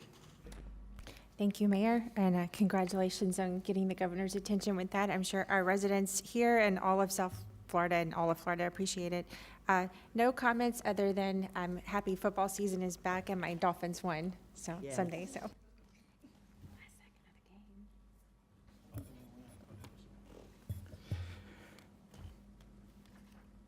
All right. I just would like to, a couple things I'd like to mention. Tomorrow is September 11th. It's a day that this country will never forget. And so I'm just reminding folks that, you know, we have an opportunity to continue to come together each and every day to honor those that lost their lives as first responders, as civilians. Tragic event on September 11th. I'd also like to recognize the City of West Palm Beach Fire Rescue. They put together a memorial stair climb, and there were some other events that were quite moving. Some opportunities for folks to participate. I saw a number of members of Palm Beach County Fire Rescue were there participating, as well as members of agencies from around the county. I also did the stair climb. It was 110 stories to remind ourselves with each and every step of what the folks who ran to the building did to save those, their fellow Americans in need. And the important thing to remember was when that happened, nobody cared where you were from, who you voted for, what you did. We were just all Americans coming together as a nation. And I hope we can continue to remember that feeling and the opportunity to celebrate each other each and every day, to have an opportunity to live in the greatest country on the planet. Thank you. Thank you for those moving words, Commissioner Weiss. Commissioner Bernard? Thank you very much, Madam Mayor. I'd like to request an off-site proclamation reversing the effects of the crack epidemic. Okay, first by Commissioner McBernard, second by Commissioner Weiss. All those for. Anybody opposed? See that it passes unanimously, 7-0. Thank you very much, Madam Mayor. As Commissioner Weiss has mentioned in regards to 9/11, tomorrow at 6 p.m. we'll have the 9/11 ceremony, which will be at the Duncan Theater at 6 p.m. Tomorrow also, no, that's not tomorrow, Thursday, I'll be going to a town hall, which will be in Delray. That's where I'll present the proclamation. But the town hall is reversing the effects of the crack epidemic, treating an illness, and ending a war. And the purpose of the town hall, which is to understand the local impact of the crack epidemic and war on drugs, and explore strategies and solutions to build community resilience. And lastly, I'm glad that Commissioner Barnett had brought up the issue of, the condominium issues that many of our residents are facing. And, I did read the governor's statement regarding, calling for the legislature to do a special session. I'm hoping that the legislature should be starting November 19th because many of our residents in Palm Beach County and throughout the state cannot wait for this issue to be solved next March. And so, I'm going to be urging the state Senate and the state House to have this issue being brought up during the November 19th meeting, so in that way we can address this issue for many of our residents. And of course, I'll be the senator, hopefully during that time period. So, but I believe that this is something that's important, and I want to work with our associations here, so in that way we can craft the right policy that can provide relief for our residents. Thank you, Madam Mayor. Thank you, Commissioner Bernard. Commissioner Baxter. Thank you, Mayor. I I'd like to say thank you for bringing up 9/11. You know, I don't think anyone is going to forget that horrendous day. It was a little scary to me for that brief moment in time when I was a teacher that none of my students were alive during that, and it felt like just yesterday at that point. And so I'll never forget where I was when it happened. So thank you. And I do love that they do it at the Palm Beach State College. They do the ceremony there. It's beautiful. So whoever can make it, I hope you come out. Lastly, I would actually like to ask staff to just bring back when we went, let me back up for a second. We went to the National Association of Counties in Tampa. There were some solar panel policies brought up, and I wanted staff to kind of bring us some information on what currently exists and what's going forward, and because I believe we haven't taken a look at that in a very long time. So, thank you. Thank you, Commissioner. Vice Mayor Marino. Thank you. On a happy note, my dad is doing much better. Good. Took him to the neurosurgeon yesterday, and they were sort of amazed that my 92-year-old dad, who fell flat on his face and passed out, is, for all intents and purposes, back to being normal, knock on wood. So thank you for all your prayers. It was kind of a scary couple of weeks. I would also like to ask the board's consideration and support for my run for FAC second VP. As you may not know, the gentleman who actually won the first election lost his primary election. So the seat is now vacant. Oh, good. So I'm throwing my hat into the ring again. Excellent. See what happens.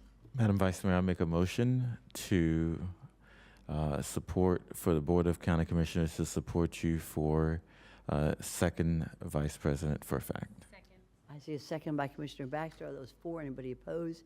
See, it passes unanimously. Now we all just have to go to the conference in December and vote, because we need the large counties to be represented, because somehow or another the small counties seem to always be there more than the large counties. So I need all the support I can get. Thank you. Oh, he doesn't have a chance now. And the mayor's office, there's an off-site proclamation declaring October 10th, 2024 as the 113th Taiwan Day. And if I could have a... Thank you, Commissioner Weiss. I think you did this last year, or the year before, for the Taiwanese government. First by Commissioner Weiss, second by Commissioner Woodward. All those for? Anybody opposed? See that it passes unanimously 7-0. And a proclamation declaring September 30th, 2024 as the Greater Boca Raton Chamber of Commerce Day. I have a first by Commissioner Woodward, a second by Commissioner Weiss. All those for? Anybody opposed? See that it passes unanimously. I'm also asking for a motion, the Board of County Commissioners to appoint Commissioner Greg Weiss as a substitute member serving on the canvassing board for the 2024 November general election in place of the chair of the BCC to the canvassing board per section 102.141 subs 1C Florida statute. For the alternate member seat, I am appointing Mr. Irvin Jakovitz per section 102.141 sub 2 Florida statutes to serve in that capacity for the 2024 November general election. Mr. Jakovitz has served before in this capacity in at least 3 previous elections. Since the supervisor of elections will be on the 2024 general election ballot and unable to serve on the canvassing board, in accordance and pursuant to section 102.141 sub 1B Florida statutes, I am appointing Vice Mayor Maria Marino to serve in that capacity as a substitute member of the canvassing board for the 2024 November general election. So I would need a motion by the board. I have first by Commissioner Barnett, second by Commissioner Woodward. All those for, anybody opposed, see that it passes unanimously. It's so good to volunteer these issues. Commissioner Bernard, you're recognized. Thank you very much, Madam Mayor. Just, I was just thinking about it. Commissioner Weiss and Vice Mayor Marino, if just make sure that the scheduling for the canvassing board on election day, because we have a meeting that day, Ms. Baker, and we have to make sure that we have quorum. So just to be mindful of that, because I'm not going to be on the board, so we have to make sure everything coordinates properly. We could put off that November election for a week or two. We're the Board of County Commissioners in Palm Beach County here. We've done it before almost, haven't we, right? So anyways, moving on, one last thing is my daughter's birthday today. Natasha, happy birthday. I wish I could be home, but Mama will be there later. Thank you. Okay, if there's no further business, Commissioner Baxter and then Vice Mayor. Speaking of quorum, I won't be here that week of November, so we might need to pick maybe another day. So not on election day. I'll coordinate with your offices and select another day. Or if it is the board's desire, we can't. That's going to be a busy day. So I'll coordinate with your office. You're going to be fine? We'll work it out. Don't you worry, Michelle. Well, If there are he's not gonna be issues- there, I'm not going to be there, and two of them are on the canvassing board. But we're not canvassing. Oh, okay, you're not canvassing. All right. Yeah. Okay. Okay. All right, Vice Mayor Marino.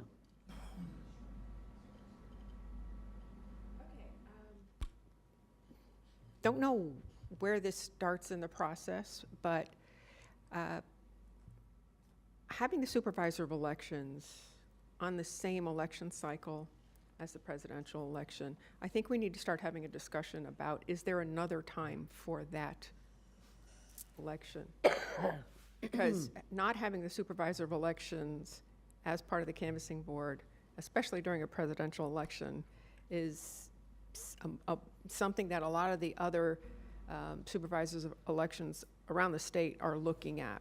So I think this is a discussion to have in the future with the supervisor of election and see if there's a better time, a better election cycle for this, and what it would mean that we have to do, whether their cycle gets cut short or made longer. But I think it's a topic we need to bring up and get started. I think the first question, Vice Mayor, it's a good issue. It's been brought up to me before, and one suggestion was to have the supervisors of election in March when the city officials go. But I think this may be a legislative issue for the state and not a county issue. Or I'm not sure, but I would imagine that this is not a state issue, Madam Attorney? Or I thought it was a state and Me too. perhaps a county issue also, but I'd need to look at it. So why don't we do I'm this? happy to Why don't take a we- look. If your office, county attorney, could research this? Absolutely. I think it's an issue. Mr. Todd Von Laren has been standing up 3 times now. And he's very This is an familiar issue with that this. we have brought up with the supervisor of elections and have engaged in conversations with her just in the cycle of elections right now. Something that Commissioner Bernard as well brought up earlier. So we're having those discussions with the supervisor of elections, and we'll keep you apprised on that. Probably something that will be come back to you after the November elections. Right. Yeah. Okay, so maybe though, I would like to know if it's a county or state issue to formalize, and then we'll address it at that time. Okay, if there's no further business before the board, I believe we're coming back at 2 p.m. and then again at 5:30, order of the day. 5:05? 5:05 is the budget 5:30, hearing. that's what no, 5:05? No, ma'am. 5:05. I'll be here. All right, see y'all at 2 o'clock. We are in recess. Thank you. Till 2 o'clock.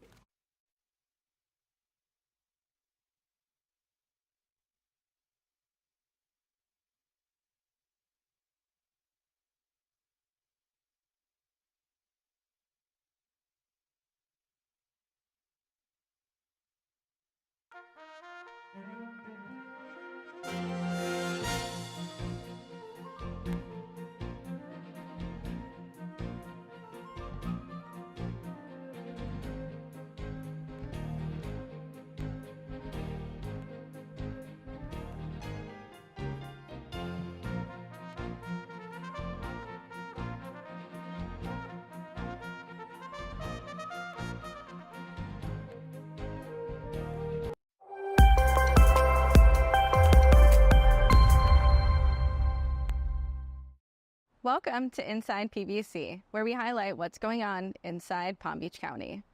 Celebrate the Library Card Sign-Up Month with the Palm Beach County Library System and the American Library Association. Everyone is invited to discover the incredible resources and opportunities available at your local library branch by signing up for a library card. The Planning, Zoning, and Building Department is hosting 3 open houses during September at locations countywide to provide residents with an opportunity to learn more about FEMA's pending updates to its flood zones. Representatives from the county, municipalities, FEMA, and the insurance industry will be available to answer questions and provide information during the events. The Parks and Recreation Department is asking for your help to join in the National Parks for Pollinators BioBlitz campaign. All month long, explore nature and wildlife in Palm Beach County and find as many species as possible to create a snapshot of the county's biodiversity. For all of this and more, visit our website at pbcgov.com.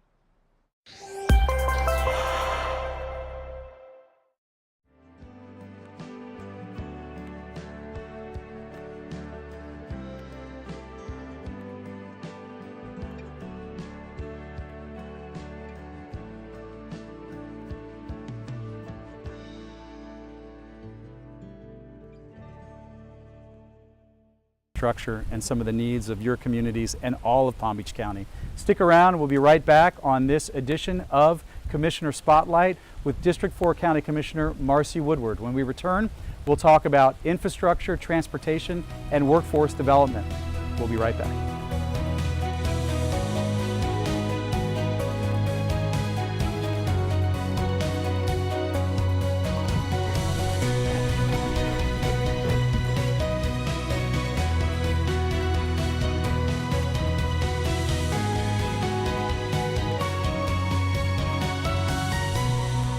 Welcome back to Commissioner Spotlight. We're here at Red Reef Park with District 4 County Commissioner Marcy Woodward. Commissioner Woodward, we talked a little bit about infrastructure, and I know one of the real important aspects of your job is serving as a member of the Transportation Planning Agency, otherwise known as the TPA. And there you talk a lot about safety on our streets. And I know that for you, and particularly here in Boca Raton, in 2023 we've had 3 unfortunate deaths on our roads with pedestrians and cyclists. What are some of the things that you think that you're going to try to do to advocate to continue to make sure that our streets are safe for folks to ride on, to bike on, to walk on?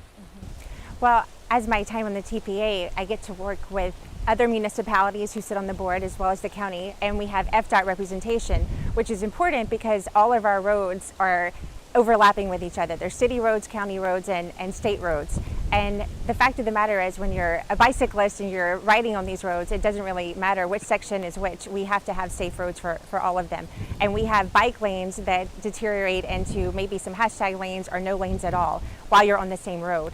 So part of my first few meetings in there, I've asked about this and how we can move these along. And we put them onto different programs and onto the 5-year plan, which for me, I was like, you know, this is happening now, and it's an unfortunate truth of roads that it takes years to get stuff done. But we're starting it right now in my first year, so hopefully by the time I'm out, a lot of this will have been accomplished.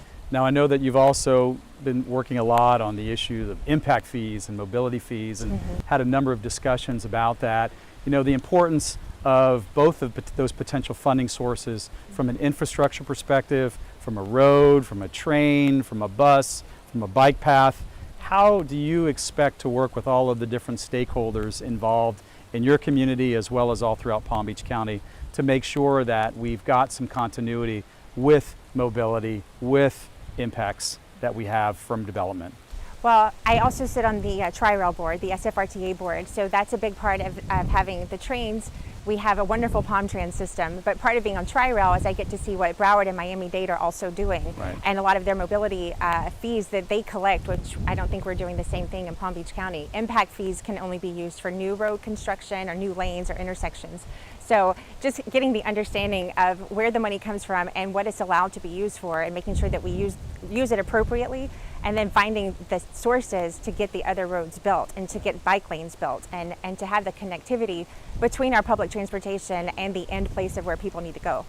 I know you're busy with a lot of boards. One more I want to talk about is your service on CareerSource and the issue of workforce development, as well as looking at some of vocational skills that we're trying to teach, not just our young people, but also people who've been in the workforce for quite some time.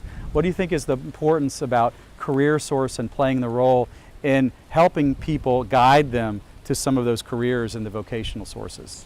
Well, I think for a lot of people, for a few generations, we've had where college is your only option. You have to go to university after high school. And we've had a lot of the skilled trades be ignored during this time and not even have kids exposed to the opportunities they can have by getting certifications in HVAC or welding or a lot of other industries that are, unfortunately, people are retiring out of, and we don't have the younger ones coming in to replace them. And these are good paying jobs, and they're very stable because, like I said, with HVAC, if your air goes out on the weekend, you'll pay whatever, they ask for when they come to your house. So these are important jobs. We can't export this work. This has to be people that live here with us being able to do the work.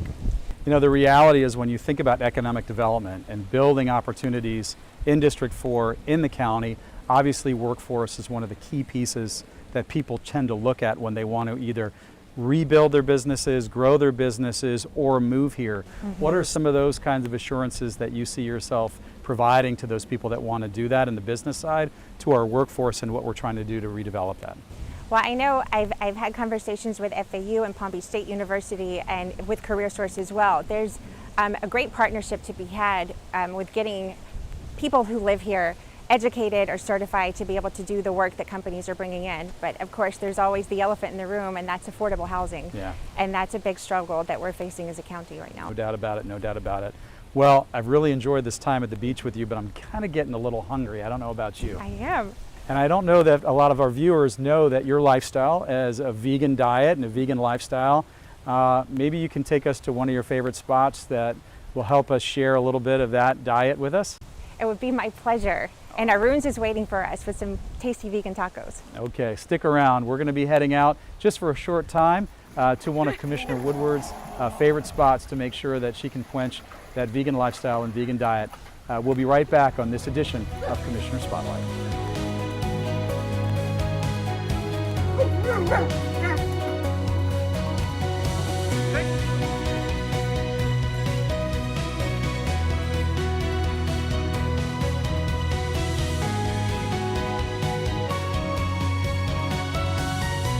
Welcome back to Commissioner Spotlight. We are here in District 4 with County Commissioner Marcy Woodward. Commissioner Woodward, here we are at Arun's Indian Kitchen Taco Masala, one of your favorite places in South County. And part of the reason why it's one of your favorite places is because they have this incredible vegan special menu that they provide here. And I know that's really important to you. It's important to your diet, your lifestyle. So maybe tell our viewers a little bit about that diet lifestyle that you maintain. Yes, well, back in 2015, I had a doctor recommend to me that I was either going to have to go on a statin for my high cholesterol or start a very extreme diet. And he recommended that I try it because I was only in my 30s. So I gave it an honest 30 days. And that was 8 years ago. And I feel amazing, and it's wonderful, and not as difficult as I thought it would be, simply because a lot of restaurants like this, which is not a vegan restaurant, but they have a very extensive vegan menu. So I can come here with all of my friends and everyone else, and everyone can get what they want, and I have a very healthy menu just for me. So is there anything about your former diet and lifestyle that you miss now that you're vegan? Well, I'll say cheese and eggs were the hardest for me to give up, and they're not great substitutes, although it's getting better all the time, especially with cashews and a lot of different products that they make. It's still very much whole foods and natural. I try to stay away from the processed stuff because there's vegan junk food too, and it can get you in just as much trouble. So I try to stay away from that, and yeah, I've gotten over it, so it's good. But the reality of that is that where we've been at the beach and the outdoor locations throughout our journey on this edition today, we end here talking about a healthy lifestyle that you also maintain. Yes. And I think that all kind of intertwines into what's about you, what you love about District 4, and also what you love about Palm Beach County. 100%. It's a lifestyle that you live and breathe every day, so it's good for me. So I'm dying to try some of Arun's Indian Kitchen's food. Yes. What do you say we dig into some of the delicious vegan treats that they prepared for us love today? it. We ordered some samosas to get us started, so let's see. Let's eat. Okay. Arun? Samosas. Samosa. Okay. Thank you. Cheers. Cheers. Drink Coke. Mmm. Oh, God. Mm. So good. Delicious. Thank So you good. so much. Mm. Thank you very much, Arun. And thank you very much for joining us on this episode of Commissioner Spotlight. We hope that some of the time that we spent in District 4 with Commissioner Marcy Woodward at FAU, at the beach, and here at Arun's Indian Kitchen provided you with a little bit of insight into what's going on with Commissioner Marcy Woodward. We'll see you all next time on Commissioner Spotlight.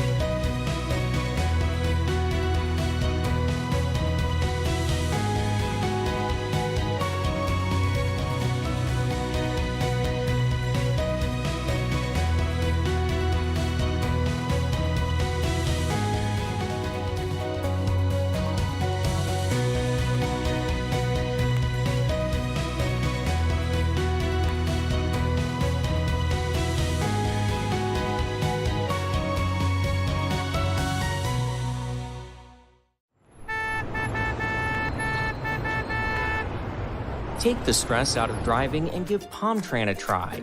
Fares are affordable and paying is easier than ever. We now accept Apple Pay, Google Pay, and debit and credit cards with the wireless symbol, including Visa, Discover, and MasterCard. We do not accept American Express. Just tap it when you board. With more than 30 routes throughout Palm Beach County, PalmTran is a great way to get to your destination. I love spending time with Junior out on the water. I love taking a morning stroll with my sweetie. We love building sandcastles together. Preserve the environment you love for the people you love by recycling right. You can also help by dropping off home hazards like paint, fluorescents, electronics, and oil. Check out swa.org for more and tell us what you love about the environment. Let Palm Beach International Airport take the stress out of your next trip. Arrive at PBI and find the cheapest parking of any major South Florida airport. PBI is also nationally recognized for the fastest TSA checkpoints in the country. With roughly 200 daily flights and nearly every budget-friendly airline operating at PBI, why not make your trip easy and affordable? PBI is the best way to get to your destination for everyone, from the Treasure Coast to Boca Raton. Palm Beach International Airport, your close and convenient airport.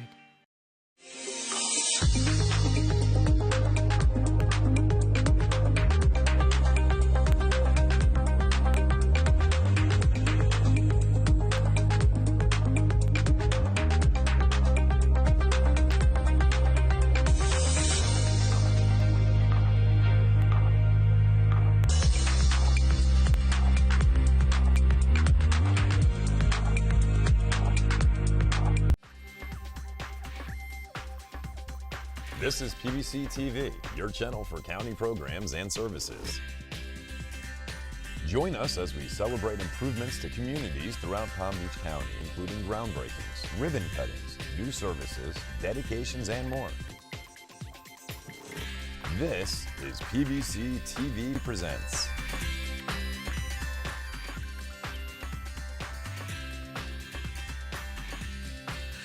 So good morning, everyone. Thank you so much for coming out to the the site of PopStroke West Palm Beach. My name is Tim Gleda. I have the pleasure and honor of working for PopStroke, and we are so excited to be here this morning. It's been a long time coming to get a property here in West Palm Beach, close to home. And I would just like to kick things off this morning and welcome Laura Beebe, the Director of Airports, up.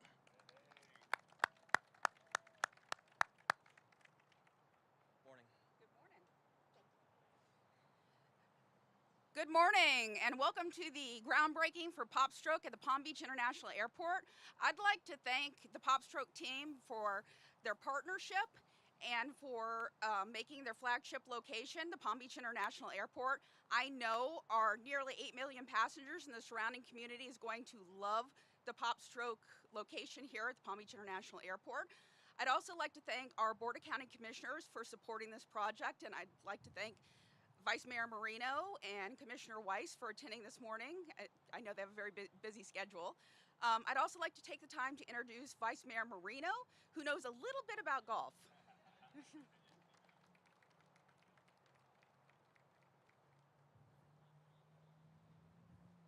And I'm not this tall. Wow. Okay. Thank you. Thank you for being here. And I'm not going to tell you what PopStroke is because I think the majority of you that are here are from PopStroke. So I don't have to tell you what you do. I just want to say thank you from the county for being here, for investing your dollars here, for saying this is a space you wanted to be in, for being actually headquartered in Jupiter. So we, and me as a golfer, a longtime golfer, actually, I'd like to say thank you to the Palm Beach County Sports Hall of Fame. I got inducted last night for golf. And, you know, golf, I said last night that golf is what brought me to everything that I do. And having a golf facility here, it's obviously next to another golf facility, next to the airport. It gives people an opportunity to really learn a little bit more about our county too, and just making it easy for people to move around and get from here to the airport and vice versa. You know, we're keeping their dollars here, and we're giving them something to do. And so when they have their friends come and pick them up, they can stop here before they go to do the next thing that they want to do. So thank you to PopStroke for working with the county, investing your dollars here. I'm sure you'll see a return on your investment because that's why you're doing it, right? We love this public-private partnership. It's always important when government can partner with private business to do something that everybody can enjoy. So with that, I'm going to bring up our commissioner, used to be vice mayor, used to be mayor, Greg Weiss. You're in his district. I'm just the professional athlete that's a commissioner, but we'll bring your district commissioner over now. Well, thank you very much. Thank you, Vice Mayor. And what an honor it is to be with you this morning to celebrate this groundbreaking of PopStroke right here in West Palm Beach. You know, I was mentioning earlier, this is going to be great for me because I live less than a mile from here. So this is going to be a place that I can come and bring my friends and we can get together and have a good time. But, you know, in thinking about this facility and what it's going to offer not only to our visitors, but to our community, because let's face it, I certainly, right now, I can't go and hit balls over there, but I could certainly putt even with one hand, and that it makes it available. This is something that's available to everybody. So whether you're young, you're older, whether you're, you know, totally disabled or abled, you're going to have an opportunity to come here and have a good time with your friends and your family. So thank you, PopStroke, for investing in our community. You're making a difference, and I know you're going to be hosting lots of different events, and I'm sure a lot of them are going to be philanthropic as well, because that's what you guys do each and every day. So thanks for investing in Palm Beach County. We know this is the best place for anybody to live, work, or play. So we're inviting the rest of the world to enjoy your wonderful facility. So let's have a wonderful morning, and let's get this party started. We're really excited to be here. And at first, I want to thank Commissioner Weiss, Vice Mayor Marino, Laura Beebe, Ray Walter. You guys have been incredibly supportive of us. This has been a long journey over, I think this RFP came about maybe 3 to 4 years ago. and we had some delays with COVID and everything else that maybe paused it and then started back up again. It's been a lot of work from our team. It's been a lot of work from the Airport Authority. We are grateful, truly grateful to be here. I also want to thank Kelly Smallridge. Kelly's become a very good friend of mine. She's also been, in my opinion, transformative in her ability to kind of reinvent the economy here locally in West Palm Beach. From when I moved down here 11 years ago full time, this was a tourist, construction, hospitality-based economy. And you look around today, and some of my good best friends from Wall Street, largest financial firms in the world, are now here in Wall Street South. From major banks to major hedge funds, private equity firms, and Kelly has really been instrumental behind that. So great work, Kelly. And we're also obviously a major entertainment company, which is new to, I think, Palm Beach County. As everyone mentioned earlier, we're based in Jupiter, Florida. And the concept of PopStroke really started when I first moved down here. I started another business called Lighthouse Cove in Jupiter. And then PopStroke kind of derived out of that about 4 years ago. Within 4 years, we brought in two of the greatest partners in golf, in Tiger Woods and TaylorMade. Those are the two biggest brands, in my opinion, in the game of golf internationally. And for those of you that don't know what PopStroke is, at the end of the day, we really, our business model is centered around bringing something here for everybody to enjoy, regardless of your age, your skill, or your background. That is what really drives me every day. That's what drives our team. We're so much more than just the golf experience. The golf experience is great, but we also have a scratch kitchen. We also have backyard games like cornhole, foosball, ping pong. We also have a children's playground, 24 flavors of incredible ice cream, which is locally here from the Ice Cream Club in Boynton Beach, craft beers, craft cocktails, 4 on-site bars, mobile app delivery of drinks and cocktails anywhere on the property. And then we have at this location, that was mentioned earlier, this is our flagship location because Palm Beach County is near and dear to all of us here at PopStroke. We live here, we play here, we work here. So we're going to have a rooftop pool with cabanas, a sushi lounge, and there's going to literally be something here for everybody. We like to connect people across generations. That's a great thing about putting. Everybody can do it. It's not intimidating.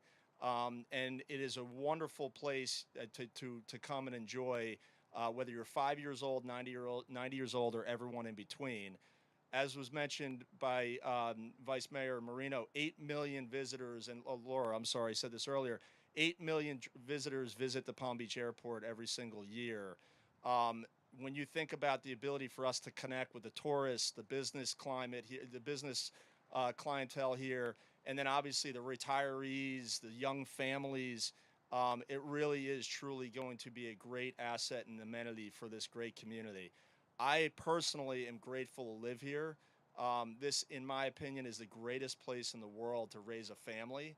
It's also the greatest place in the world from a business climate standpoint. Having moved from New York City, I can tell you firsthand that this is a tremendous place to do business, tremendous place to raise a family, and a tremendous place to play.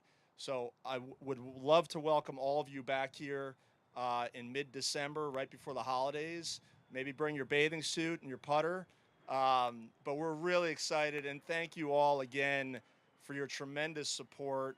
We're going to make you all proud of PopStroke and of this great community that we all live in. So thank you very much for being here.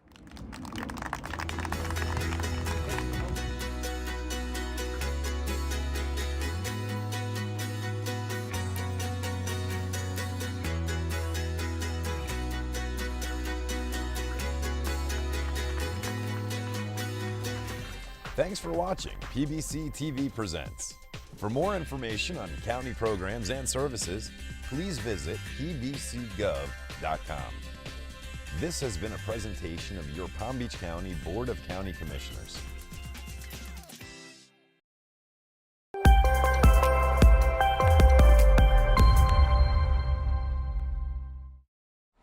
Welcome to Inside PBC, where we highlight what's going on inside Palm Beach County. From native plant bingo to trail runs, the Department of Environmental Resources Management offers free events for the whole family through its Summer Adventure Awaits program. Did you know Animal Care and Control has more than dogs and cats? Their facility, located on 14 acres, includes a barn where they keep horses, goats, chickens, and more. Looking to adopt? You can find their adoptable pets on their website or by visiting their shelter. In a matter of weeks, kids in Palm Beach County will be returning to the classroom. Beginning July 29th through August 11th, many items for back to school are tax-free, including most school supplies, clothing, computers, and jigsaw puzzles. For all of this and more, visit our website at pbcgov.com.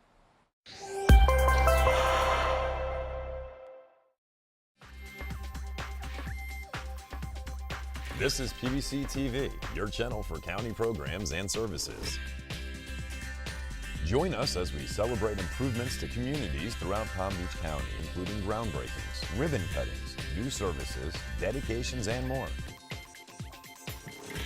This is PBC TV Presents.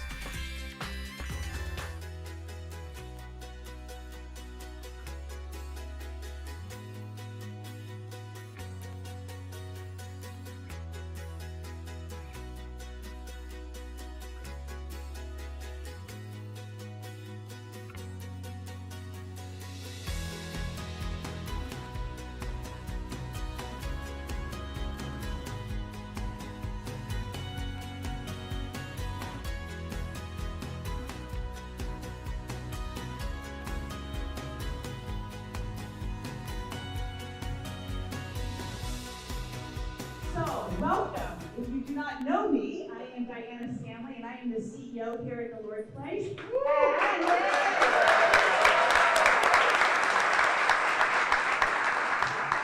And we have waited for this day for 5 years.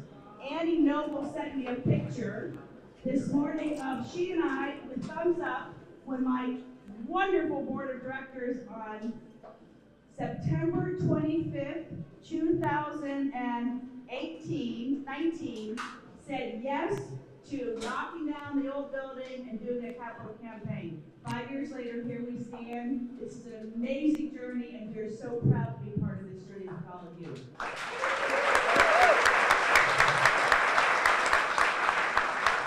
For those of you that do not know, we have been open since June, and so it has been amazing to see how our clients have walked in here and have felt the love and the gratitude.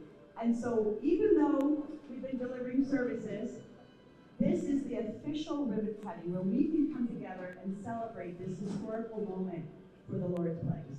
And as I look around, I think of all of you in all different capacities. So whether you wrote a check, made a donation, whether you sat with me, the John Van Arnams in the world and the Jeff Koons, and dreamed of this, whether you were a partner in our delivery of services, a board member, a staff, a volunteer, every single one of you has a piece in this project. And for that, I am overwhelmed with gratitude. So thank you. Thank you.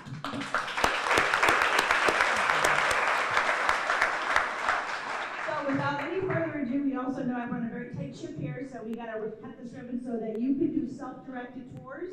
That's what we decided to do today since we have so many people. So once this ribbon's cut, you can go upstairs, downstairs, all around. There will be people stationed to tell you what you're looking at. So if you have not had the chance to visit this amazing facility, feel free to do so.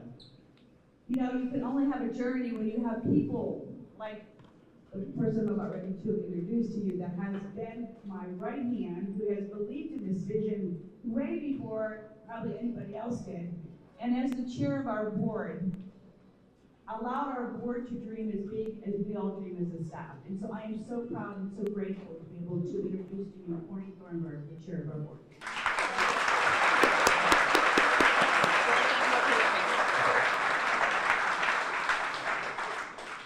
Good morning, everybody. Wow.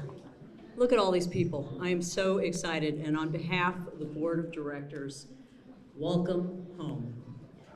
We're here. So today, we officially mark the opening of the Fortin Family Campus here at 2808 Australian. And this is not simply a building or a dwelling. not even a house for those who seek shelter.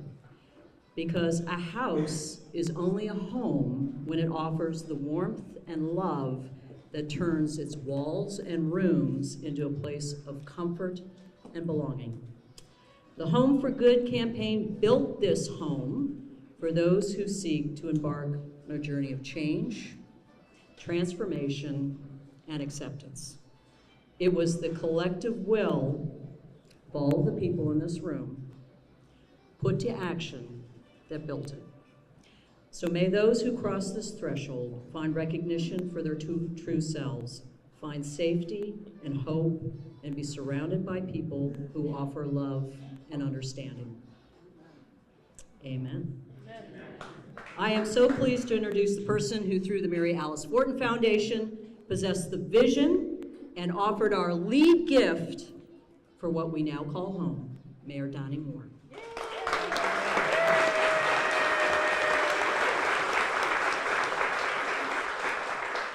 Well, I see this wonderful turnout this morning, and it really is overwhelming from when we stood here in a dirt pile, which seems not so long ago. It's my honor and privilege to be the mayor of the town of Palm Beach, but also it's my honor and privilege to be the president of the Mary Alice Fortin Foundation, and for that I need to thank my mother, Leslie Smith. And we also have another board member, Walter Ross, with us here. And it's through their vision that allows me to stand here and support this amazing, amazing place. West Palm Beach and our community is so lucky to have Diana Stanley.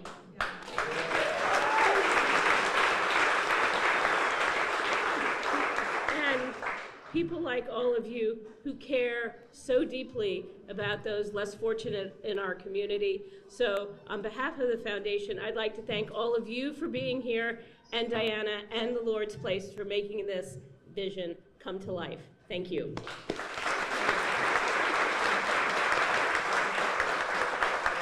Thank you so much. I do want to take a moment before we have other guests come up just to say a few thank yous. It would be remiss if I didn't. If you have not had the food today, it's delicious, so please join me in thanking those amazing chefs and the cooks back there, Cafe Joshua, led by Chef Jim. And I also want to do a really special recognition to Annie Noble. Is she here? Annie, there she is. Make no mistake about it, you have to have a partner in crime. She's my partner in crime, and together we were able to bring this to fruition, and it has been just a privilege to have her in this journey with me. So thank you, Annie. The staff, all these folks, see the staff back here? This is who makes it happen.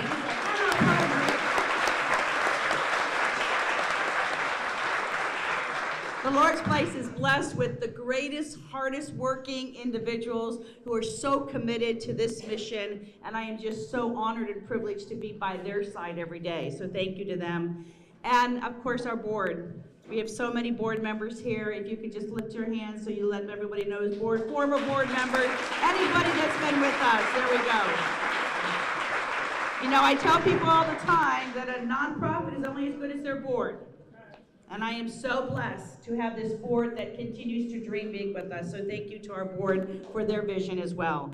And now what I'd like to do is introduce to you Commissioner Kathleen Ward, who's going to join us up here to say a few words on behalf of the city of West Palm Beach.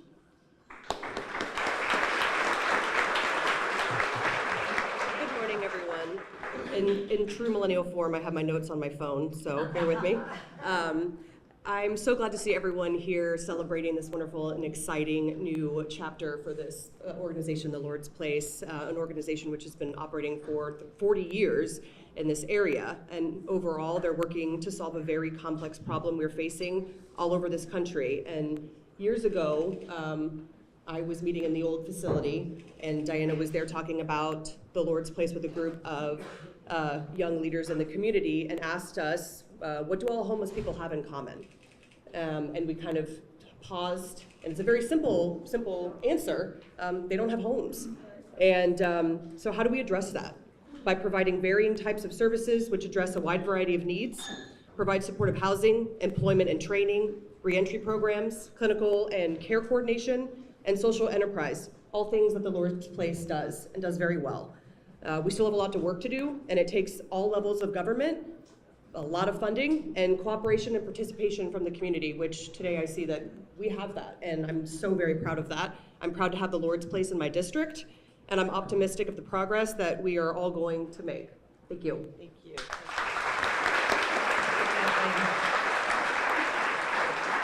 And I do want to invite the one and only Mac Bernard up here, Commissioner Bernard, who has been the champion for homelessness in Palm Beach County year after year, and we're so grateful that you're here.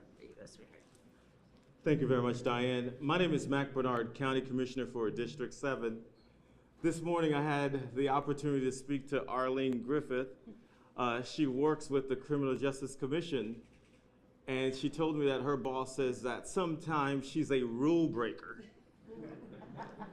In order for us to be here today, we need rule breakers here. Because in order for us to address homelessness, we have to break the rules to provide housing for our residents. And Palm Beach County has been a partner with the Lord's Place, and we want to be a partner for years to come. And so on behalf of Palm Beach County, I want to welcome you, and we're excited to be here. And lastly, we have two people who are here that are so important to Palm Beach County, which is John Van Arnhem and Commissioner Jeff Koons. Yes.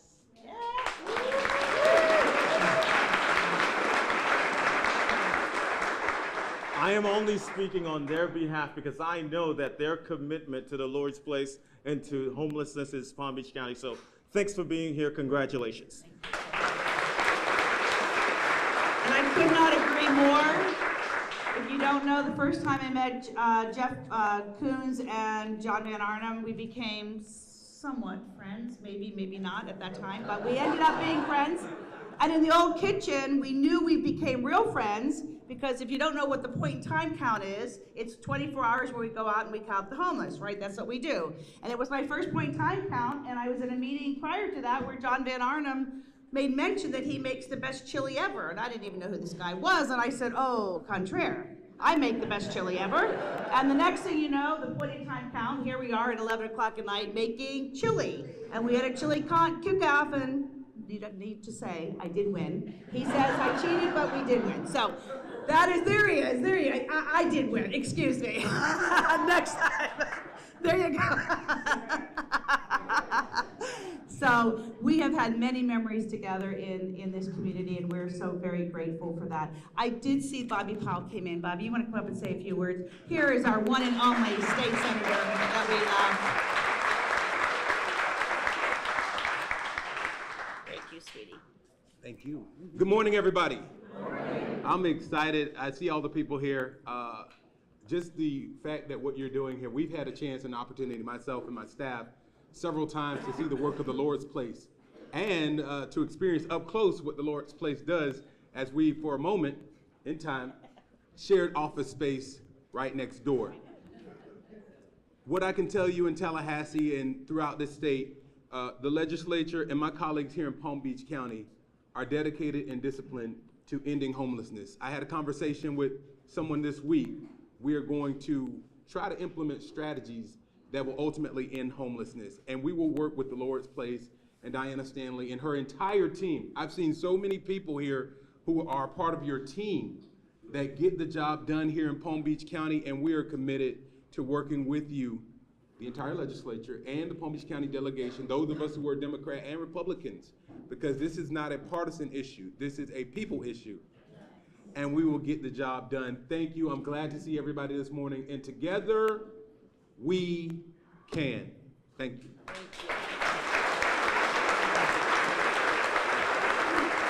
All right, real quick, and then we're going to cut this ribbon. I need to also honor some people from the floor. I want to say hello to Christina Lampert is here. She's going to be joining us when we're cutting the ribbon. Thank you, Christina, Commissioner of the City.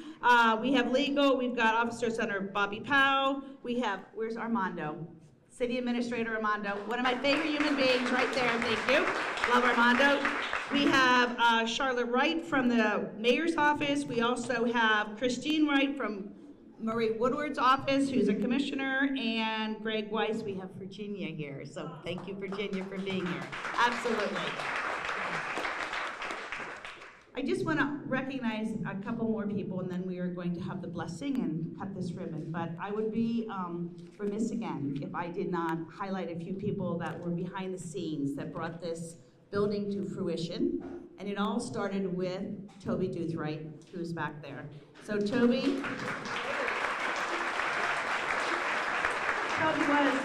was our COO at the time that we had this vision, and I cannot tell you the amount of work that he and I sat down and dreamed together. And he has since flown to Miami to do amazing work down there, but your legacy is felt here because of the work that you did. So thank you, Toby.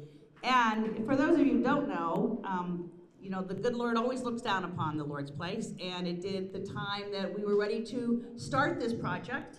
And if you don't know, about, I think it was 2 weeks before, I was diagnosed with breast cancer, which made me out for almost 6 months to a year. But, once again, the good Lord sent us Carrie Diaz. And so, where is she? Here she is right there. And I will be forever grateful to Carrie Diaz, who took that vision and made sure every nail was in and every pipe was right, even though we're still having some plumbing problems, but we'll talk about that in a minute. But we are so grateful, Carrie, for you and your leadership, so thank you for that, honey. All right, so, a couple other things. Please sign the thing if you're sitting down. If you're not sitting, make sure you walk by and sign a little note to our clients as they come in through the door. We want to give them notes of messages of hope and inspiration. We are going to cut this ribbon, and then there's self-directed tours. So if you have not been in this building and you want to go around, our staff, this amazing staff, are positioning themselves in front of their desk to explain to you what is happening there. So feel free to do that. Walk around, enjoy your time. Can I introduce Mr. Willie? So what we do with every single ribbon cutting, we invite a client to join us. And I'd like to introduce you to Mr. Willie. Mr. Willie.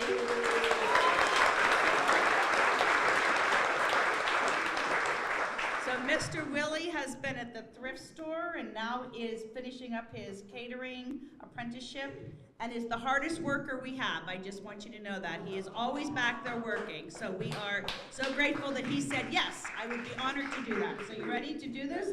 All right, so I'm going to need the following folks up here. 3, 2, 1.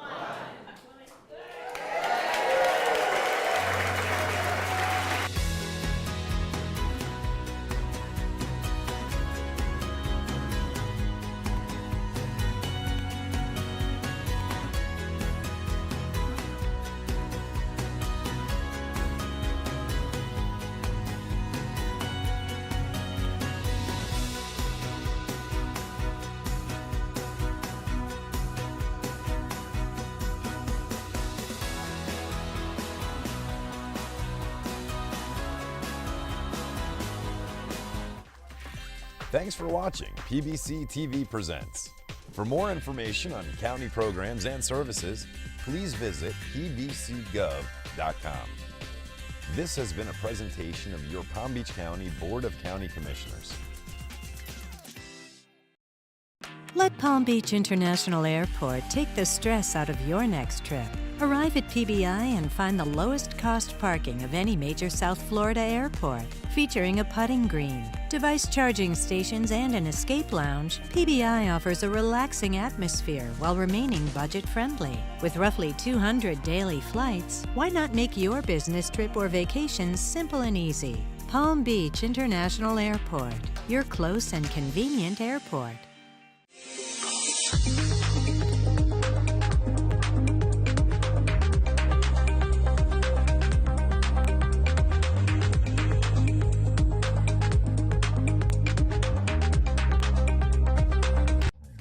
Welcome to Palm Beach County's Community Bulletin Board. Stay tuned to find important information on county services including Palm Tran routes, road construction and closures, bids for county services, government employment, Crime Stoppers, PBC TV 20 programming. Meet your commissioners, events and announcements, and much more.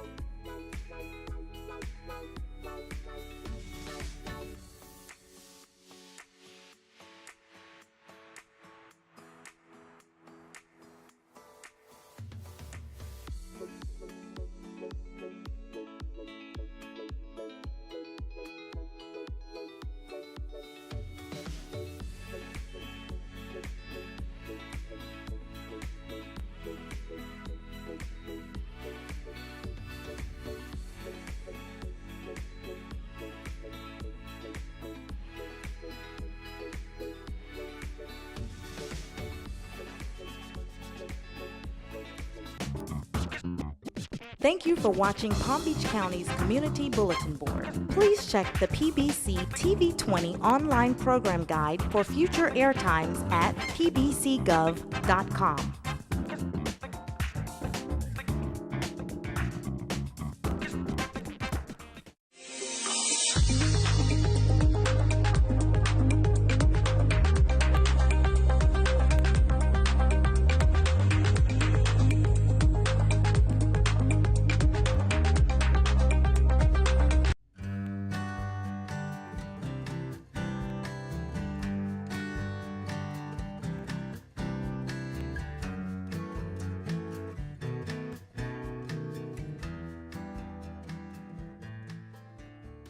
Welcome to Those Who Care, a show dedicated to highlighting the incredible efforts being made to improve the lives of Palm Beach County residents. In this segment, we'll focus on the work being done to create upward economic mobility for families living in poverty. We firmly believe that a person's destiny should not be determined by their zip code. And despite the presence of 47 billionaires and 71,000 millionaire households in Palm Beach County, it's a bit disheartening to know that nearly 60,000 children still live below the federal poverty level. The consequences of child poverty go beyond financial struggles, affecting their health, their education, and future economic prospects. It also increases the likelihood of their involvement in the criminal justice system. And so to tackle these challenges more comprehensively, we're taking a dual approach, addressing both individual empowerment and systemic issues that perpetuate poverty. Our county has an initiative called Securing Our Future, which aims to uplift families out of poverty. And today, we're talking to the CEO of Pathways to Prosperity, Ms. Kimberly Bush, who's been at the forefront of this initiative, offering hope and driving positive change. So welcome, Ms. Kimberly. Thank you, Dr. Green. Tell us a little bit about yourself. My name is Kimberly Bush, and I am the CEO of Pathways to Prosperity. Actually founded this organization with the late Reverend Lance Chaney in 2010. I've spent my life working with children and families, usually in a grassroots efforts, giving families an opportunity to dream and dream big and then realize those dreams. So tell us a little bit about P2P and what is this organization and what is it that you guys do? So Pathways to Prosperity was actually birthed from a vision of our visionary, the late Reverend Lance Chaney. He had a vision for Palm Beach County, particularly for Boynton Beach.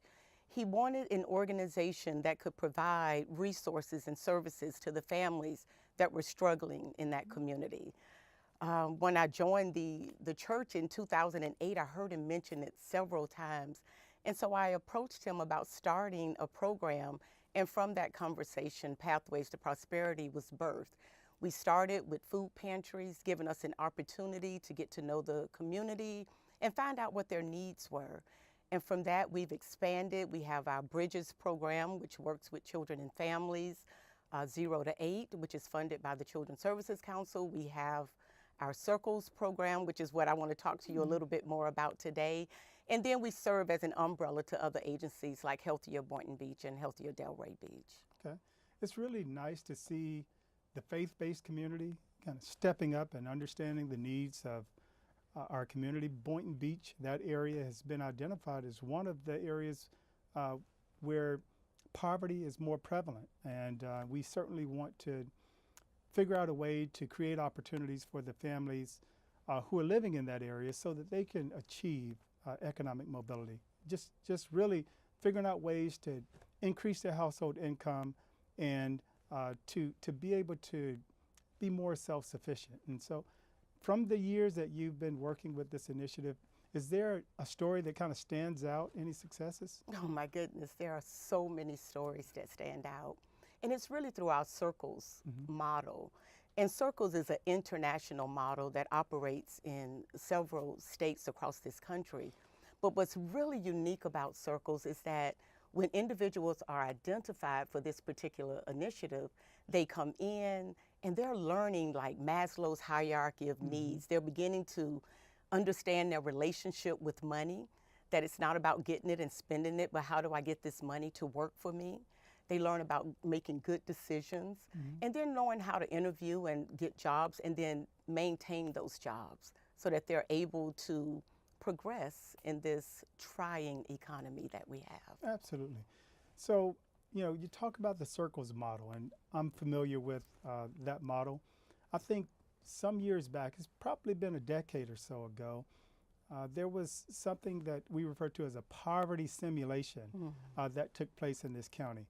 Can you describe a little bit about what poverty simulations are and how that is aligned with the circles model? Absolutely. And what the poverty simulation does, it's really an opportunity for the community to be able to see, and we're talking about our middle and upper income individuals, those who are CEOs of businesses and companies, but giving opportunity for the community to see, to live a month in 3.5 hours in poverty, going through the challenges of transportation, of finding a job, of trying to juggle between school, losing a job, going to jail, homelessness, all of the issues that I